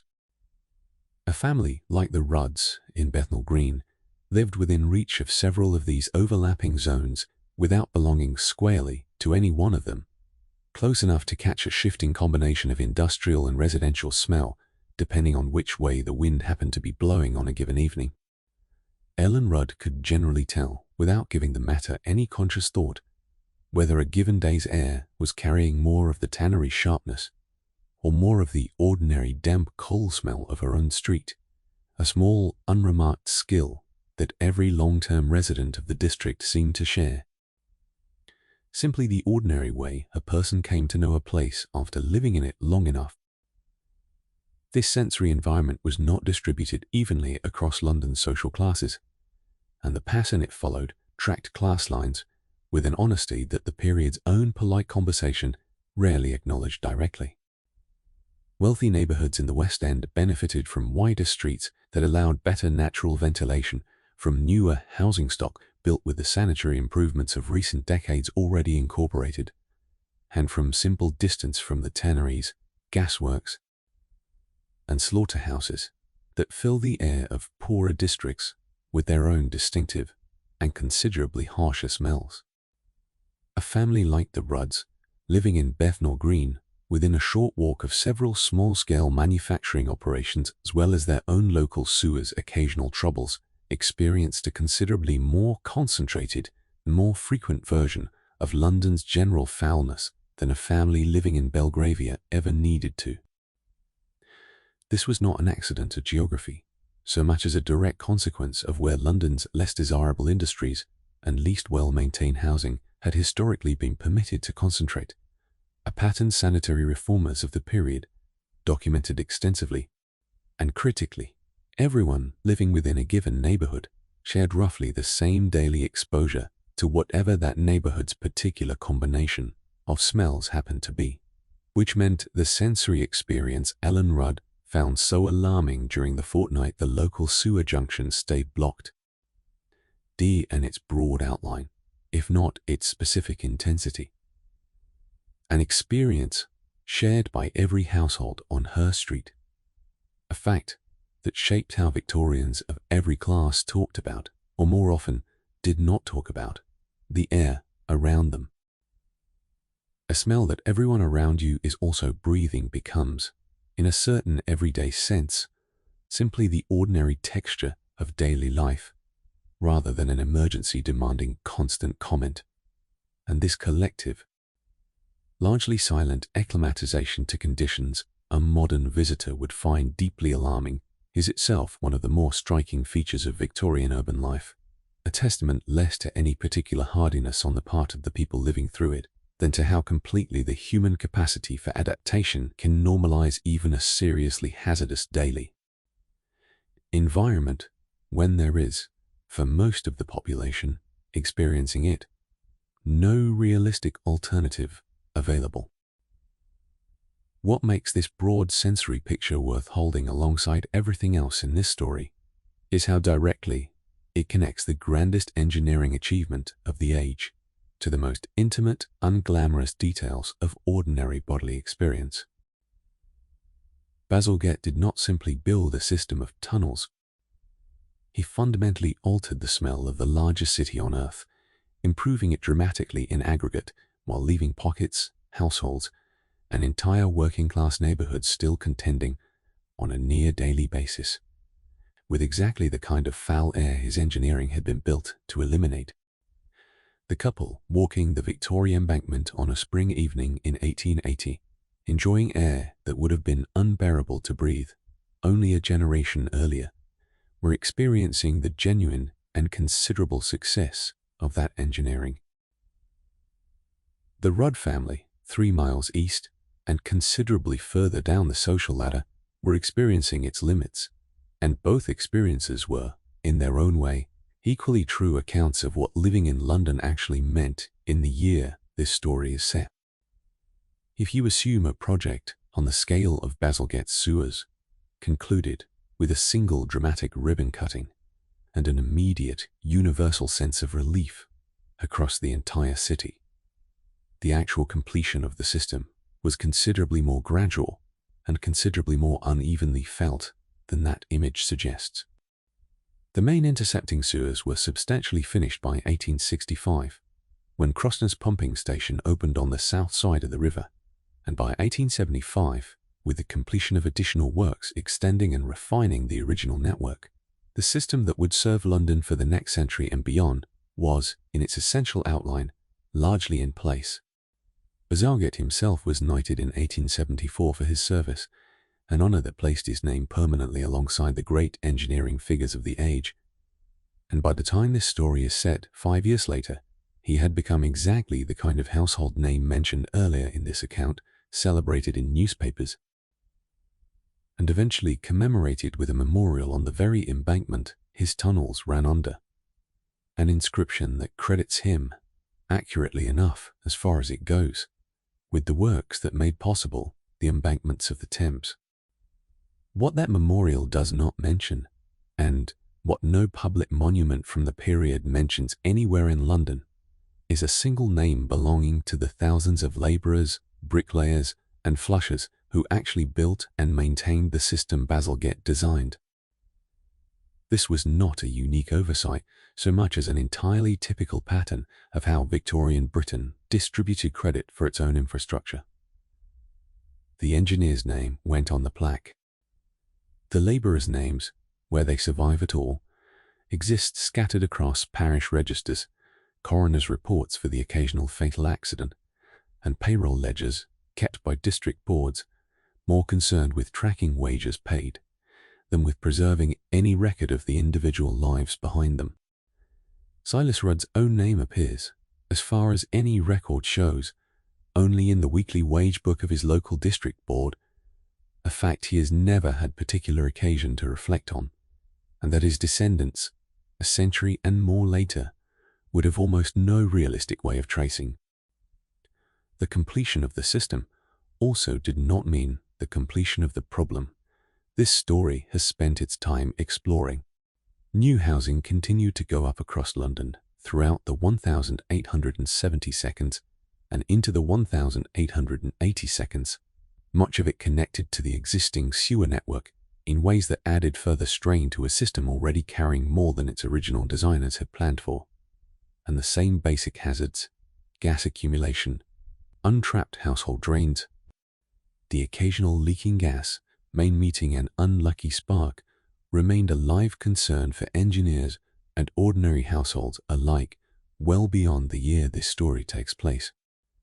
London's sewer system would continue to be extended, repaired, and eventually supplemented by entirely new infrastructure across the following century, including, more than 100 years later, an enormous new tunnel constructed under the Thames, specifically to handle the overflow that Bazalgette's original Victorian network, brilliant as it was, could no longer fully manage on its own once London's population had grown many times larger than anything its original 19th century designer had planned for. For Silas, none of this larger historical context registers as anything other than the ordinary texture of a career that has already run 12 years and will likely run a good many more. He does not think of himself as part of a story that historians will eventually try to reconstruct from fragmentary records. He thinks, walking home past the plain iron column at the mouth of his own court on the morning after his night shift, about whether the blockage under the high street has finally cleared, about whether Ellen managed any sleep with the baby teething again, and about the several hours of rest he intends to get before returning to the same tunnels that evening. The scale of what he is a part of. An engineering achievement that will still be functioning in its essential structure. A century and a half after his own death, is simply not the frame through which a working man, living week to week, has much occasion to view his own labor. There is something worth holding on to in that particular gap between the scale historians and engineers eventually assigned to a project like this one, and the considerably smaller, more immediate frame in which the actual people doing the work experienced their own days. Bazalgette's achievement was extraordinary by any reasonable measure of what it accomplished for public health across an entire metropolis. It was also, at the level any single person actually lived it, a collection of specific, unglamorous, physically demanding jobs, performed by men whose own names the achievement's official memory mostly declined to keep. Return for a moment to the particular night this whole account has been quietly building toward the shift Silas Rudd was preparing for. As this story began, tucking his twist of dried mint into his coat pocket while Ellen fussed over the baby and Alice pretended to be asleep instead of listening at the top of the stairs. By 11 that evening, Silas is standing at the mouth of the manhole, nearest the High Street junction, lantern lit, rod in hand, about to climb down into the specific stretch of tunnel that had been causing his district so much trouble for the better part of a fortnight. The blockage when he finally reaches it after a slow, careful walk through water running noticeably higher than usual against his boots, turns out to be almost disappointingly ordinary in its cause, a mass of rag, grease, and accumulated household debris that had gathered against a slight misalignment in the brickwork where an older, hastily repaired section of the local sewer met a newer length laid only a few years earlier. It is exactly the kind of blockage every experienced flusher learns to expect eventually, formed by nothing more dramatic than weeks of ordinary households doing ordinary things, pouring grease down a scullery drain, flushing a rag that should have gone in the rubbish instead. And it has been sitting in that one spot long enough that the water backing up behind it has had ample time to turn thick, dark, and considerably more foul-smelling than the ordinary flow. Further along the tunnel, exactly the pressure that has been finding its way back up through the Rudd's own scullery drain and several others along the same stretch of street for 2 weeks running. Silas tests the air carefully before committing to the work directly in front of the blockage, holding his candle steady and watching the flame with the same close attention he has given it several thousand times before across 12 years. And it burns clean and even tall and yellow,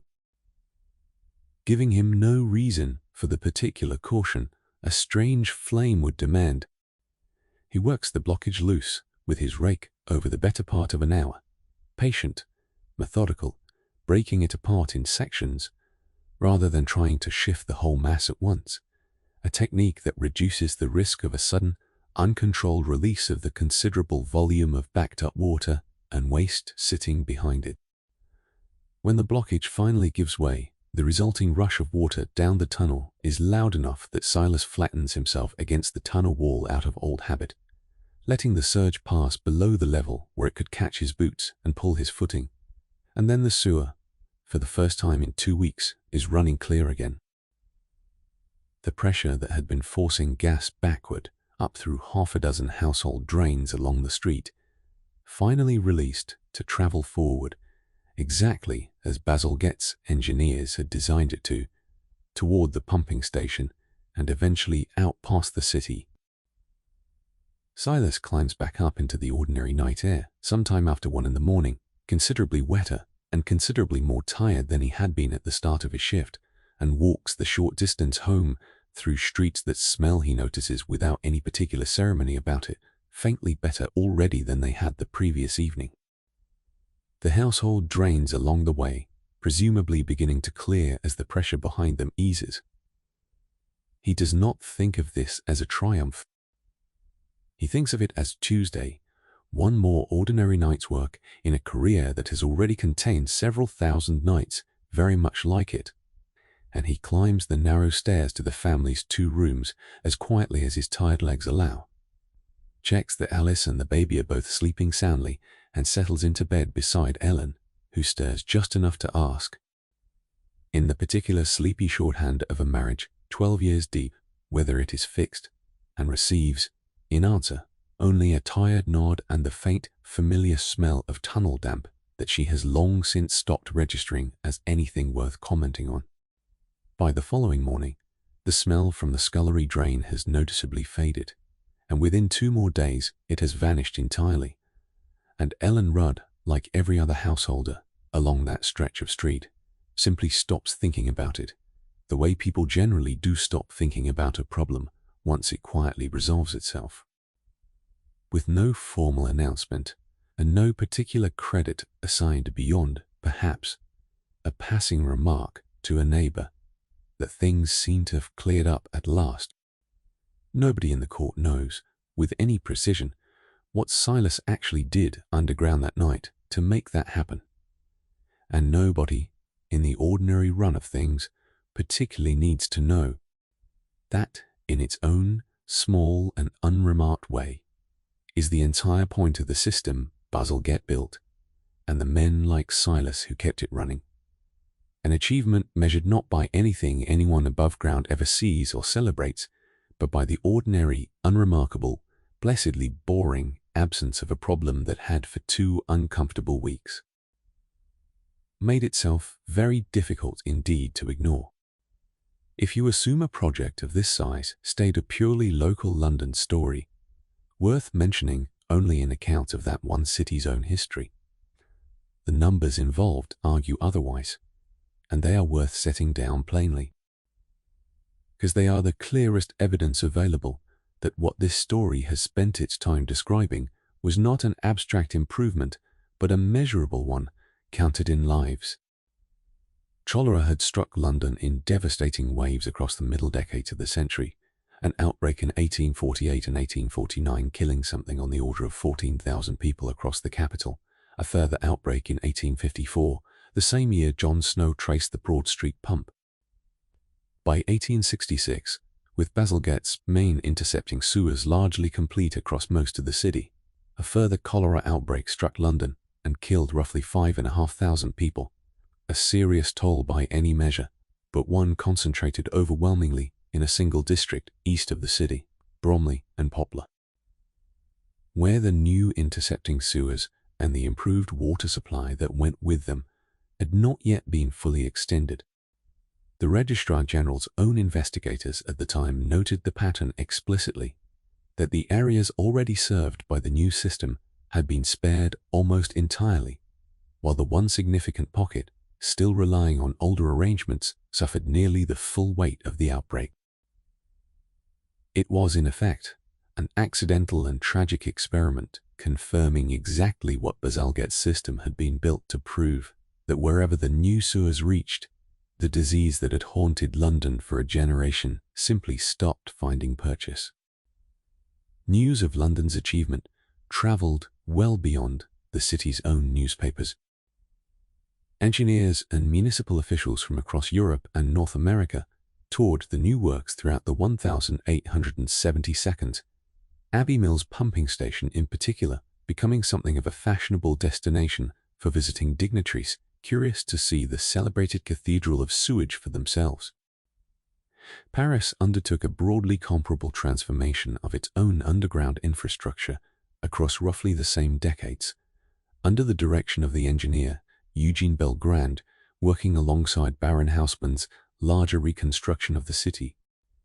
Cities including Berlin and several major American municipalities looked to London's example, among others, as they began building comprehensive sewer systems of their own. Silas Rudd has no particular reason to know any of this. He has never heard of Eugene Belgrand, and he would likely find it faintly absurd that a foreign dignitary might travel some distance specifically to admire the ornate brickwork of a pumping station built to move sewage a few dozen feet into the air. But the trade he has spent 12 years learning, the specific, hard-won judgment about sluice gates and gas and the particular sound of water building where it should not be, was, in its own unglamorous way, part of a significant chapter in the broader history of how cities around the world eventually decided to manage what their own populations produced. Step back now from any single tunnel, any single household, any single working night, and consider what this entire story actually reveals, because a pattern emerges once you hold all of these pieces together. The first pattern is the simplest to state and the easiest to underestimate. Solving a problem at the scale Bazalgette solved, it did not eliminate danger from London's relationship with its own waste. It relocated that danger, moved it from an open, visible, universally acknowledged crisis, a river too foul to sit beside, streets running with overflow from failing cesspits, into a closed, invisible, and only partially managed one.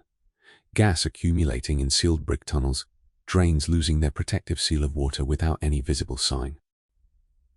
Leaking mains, meeting an unlucky spark in the dark. The cholera deaths that had killed tens of thousands of Londoners across earlier decades dramatically declined. Once the new sewers were in place, a public health achievement that stands among the most significant of the entire 19th century. And the specific hazard this story has spent its time examining, gas rising invisibly from under streets that looked, on their polished surface, entirely modern and entirely safe, was a genuine and ongoing cost of achieving that larger victory, won through ventilation shafts, through safety training for the men working underground, through household plumbing standards that took decades to fully enforce across every level of London's housing stock. The second pattern concerns who actually bore that relocated danger, and it does not distribute evenly across London's social classes. No matter how much the underlying engineering treated every household's drain according to the same basic physical principles. A wealthy family in Belgravia faced real risk from an untrapped drain, or a failed household trap, as the near-fatal illness of the Prince of Wales himself demonstrated to the entire country in 1871. But that same family had resources, a sanitary engineer on call, the money to relocate temporarily while repairs were made, that a family like the Rudds simply did not possess. The men who faced the most direct and sustained version of this danger, night after night, for a weekly wage that kept their families housed and fed, but rarely more than that, were flushers like Silas, whose individual names the historical record mostly declined to preserve with anything like the care applied to the engineer, whose name appears on a riverside memorial. Board. The system that ultimately protected all of London protected different Londoners in measurably different ways, and asked considerably more of some of them than of others in exchange. The third pattern is quieter than the first two, and perhaps more universally true of how large infrastructure tends to work once it succeeds. An engineering achievement, once it functions well enough for long enough, becomes invisible to the very people it benefits most directly. The couple walking the Victoria Embankment in the opening scene of this story were enjoying, without a single conscious thought about it, one of the great public health triumphs of their century, made possible by more than 1,000 miles of tunnel.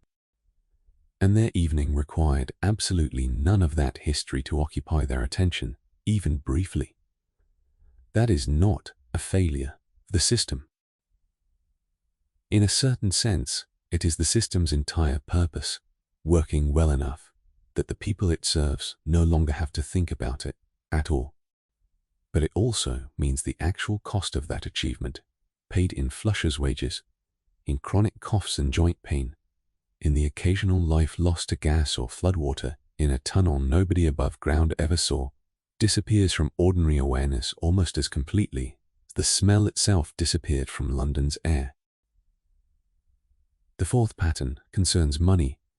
and how completely an enormous, decades-long financial undertaking can also disappear from view once it has been folded into something as ordinary and unremarkable. Every ratepayer in London, Silas Rudd's own landlord among them, spent decades quietly funding the very system this story has spent its length describing, a fraction of a shilling at a time. Absorbed so thoroughly into the ordinary cost of keeping a roof over one's head that almost nobody paying it experienced the payment as a conscious contribution to anything at all, let alone to the largest civil engineering project their city had ever undertaken. The achievement was public in the fullest sense, paid for collectively by nearly everyone, and yet privately invisible in exactly the way the tunnels themselves were invisible, a cost distributed so widely and so quietly that it left almost no impression on the people actually paying it. And the fifth pattern, the one that connects most directly back to the iron columns still standing on residential street corners today, concerns how thoroughly even the physical evidence of this entire hidden history has been absorbed into the ordinary furniture of everyday life, disguised so completely as something else that most people walking past one never think to ask what it actually is. A tall, fluted iron column at the edge of a pavement reads, to a modern eye trained on decorative Victorian ironwork, as nothing more than an old lamppost kept for its charm. It takes a specific piece of knowledge, the kind this story has spent its considerable length assembling, to recognize it instead as a still functioning pressure valve for exactly the same underground system that terrified households like the Rudds in 1880, still quietly venting the same category of gas, still doing the same essential and slightly absurd job it was built for a century and a half ago, in plain sight on an ordinary street, past which an ordinary person walks every single day without a second glance. Taken together, these 5 patterns describe something larger than one family's experience of one difficult fortnight in the spring of 1880. They describe the particular way a great civilization solves its own most basic physical problems, imperfectly, unevenly, at real cost to the people doing the actual unglamorous labor involved, and then, having solved the problem well enough, proceeds to forget almost entirely that the problem ever required any effort at all. Return for a final time to the gentleman and the lady on the Victoria Embankment, still walking arm in arm through the spring evening this story opened with, still admiring the granite and the gaslight and the dolphins twisted around the base of every lamp standard, still entirely unaware of everything this account has spent its length uncovering under their unhurried footsteps. Nothing about the scene itself has changed, The Thames still moves dark and wide below the parapet. The lamplighter's boy is likely still working his way down the row of standards somewhere further along the river. The tall iron column near Northumberland Avenue still stands exactly where it stood at the very beginning of this story, unlit, unremarkable, doing its quiet work, in full view of everyone who passes it. What has changed is everything you now know about what that scene actually contains. You know that the granite path beneath their feet sits atop more than 1,000 miles of brick tunnel, built across 2 decades by a workforce whose individual names mostly went unrecorded to solve a public health crisis that had, within living memory, made the very chamber of Parliament nearly unusable in the summer heat. You know that the tall iron column they walked past without comment is not a lamppost at all, but a pressure valve releasing the invisible, occasionally lethal gas produced continuously by that same buried system, a piece of quietly essential Victorian engineering disguised deliberately and effectively as the most ordinary kind of street furniture. You know that a few miles east, in a 2-room tenement above a scullery drain that has only just stopped smelling of the sewer below it, a family named Rudd has spent a difficult fortnight managing exactly the danger this elegant embankment was built, imperfectly, to solve. You know too about Silas, who at the very moment this couple strolls past their unlit stink pipe is likely several hours into sleep after a night spent clearing a blockage most of London will never think about in a trade whose skill and danger the historical record has largely declined to preserve with any care. You know about Ellen lying beside him, no longer waking to a foul smell rising through the scullery drain, though she will not fully relax about it until a full week has passed without its return. Old habits of vigilance built up over 12 years of marriage to a flusher not disappearing simply because one particular trouble has cleared. You know about Alice, 9 years old, who will grow up to see, in a borough not yet built when this story is set, an iron column very much like the one at the end of her own childhood court, except that hers will hold a small steady flame at its crown. Burning the very gas her father spent his working life quietly managing below the streets of Bethnal Green. None of this makes the couple on the embankment wrong to enjoy their evening, or naive for not knowing what this account has spent so many hours explaining. They are simply experiencing, exactly as intended, the visible half of an achievement whose considerably less visible half required Silas Rudd's chronic cough, Ellen's fortnight of sleepless vigilance, and the largely unrecorded labor of thousands of men very much like him. The performance of London's sanitary triumph was remarkable. A river made to smell of nothing at all. A city's death rate meaningfully improved within a single generation. The machinery behind that performance, the tunnels, the vents, the flush gates, the candles, tested for gas in the pitch dark, was considerably less glamorous, considerably more dangerous, and almost entirely carried on the backs of people whose names London's own official memory did not think worth keeping. There is something clarifying about knowing this the next time you happen to pass a tall, ornate iron column standing at the edge of a pavement in an English town, assuming, as you would have every reasonable right to assume without this particular piece of buried history, that you are looking at nothing more than a decorative relic of gaslight days. You are looking, more often than not, at something considerably stranger and considerably more alive than that, a working valve for a system built a century and a half ago to manage a danger that never fully went away, still standing sentinel over streets that have been rebuilt, repaved, and reimagined many times since. Because the ground beneath those streets has never stopped quietly producing exactly what it produced in 1880. And someone, somewhere, still has to see to it that the gas goes up into open sky rather than into somebody's front room. Silas Rudd is not a porcelain figure in a painting, and neither is Ellen, and neither, in her turn, will Alice be when she grows into the kind of woman who understands more about a street lamp than her own neighbors do. They are people in complicated bodies, managing a demanding and occasionally dangerous world with whatever tools their century actually gave them. A twist of dried mint in a coat pocket, a folded rag stuffed under a scullery door, a candle flame watched with the close attention of a man who has learned exactly what a strange flicker might mean. None of it was foolish. None of it was primitive, in the slightly condescending sense that words so often carries when applied backward across a century and a half of hindsight. It was resourceful, hard-won, and built entirely from the best information and the most workable materials a family in their particular position actually had available to them,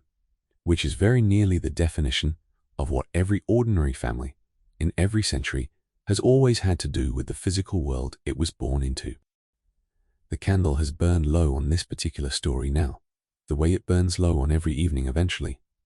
and the portrait this account opened with a gentleman and a lady enjoying an odorless evening on a granite embankment is still hanging exactly where it always hung, still beautiful, still composed,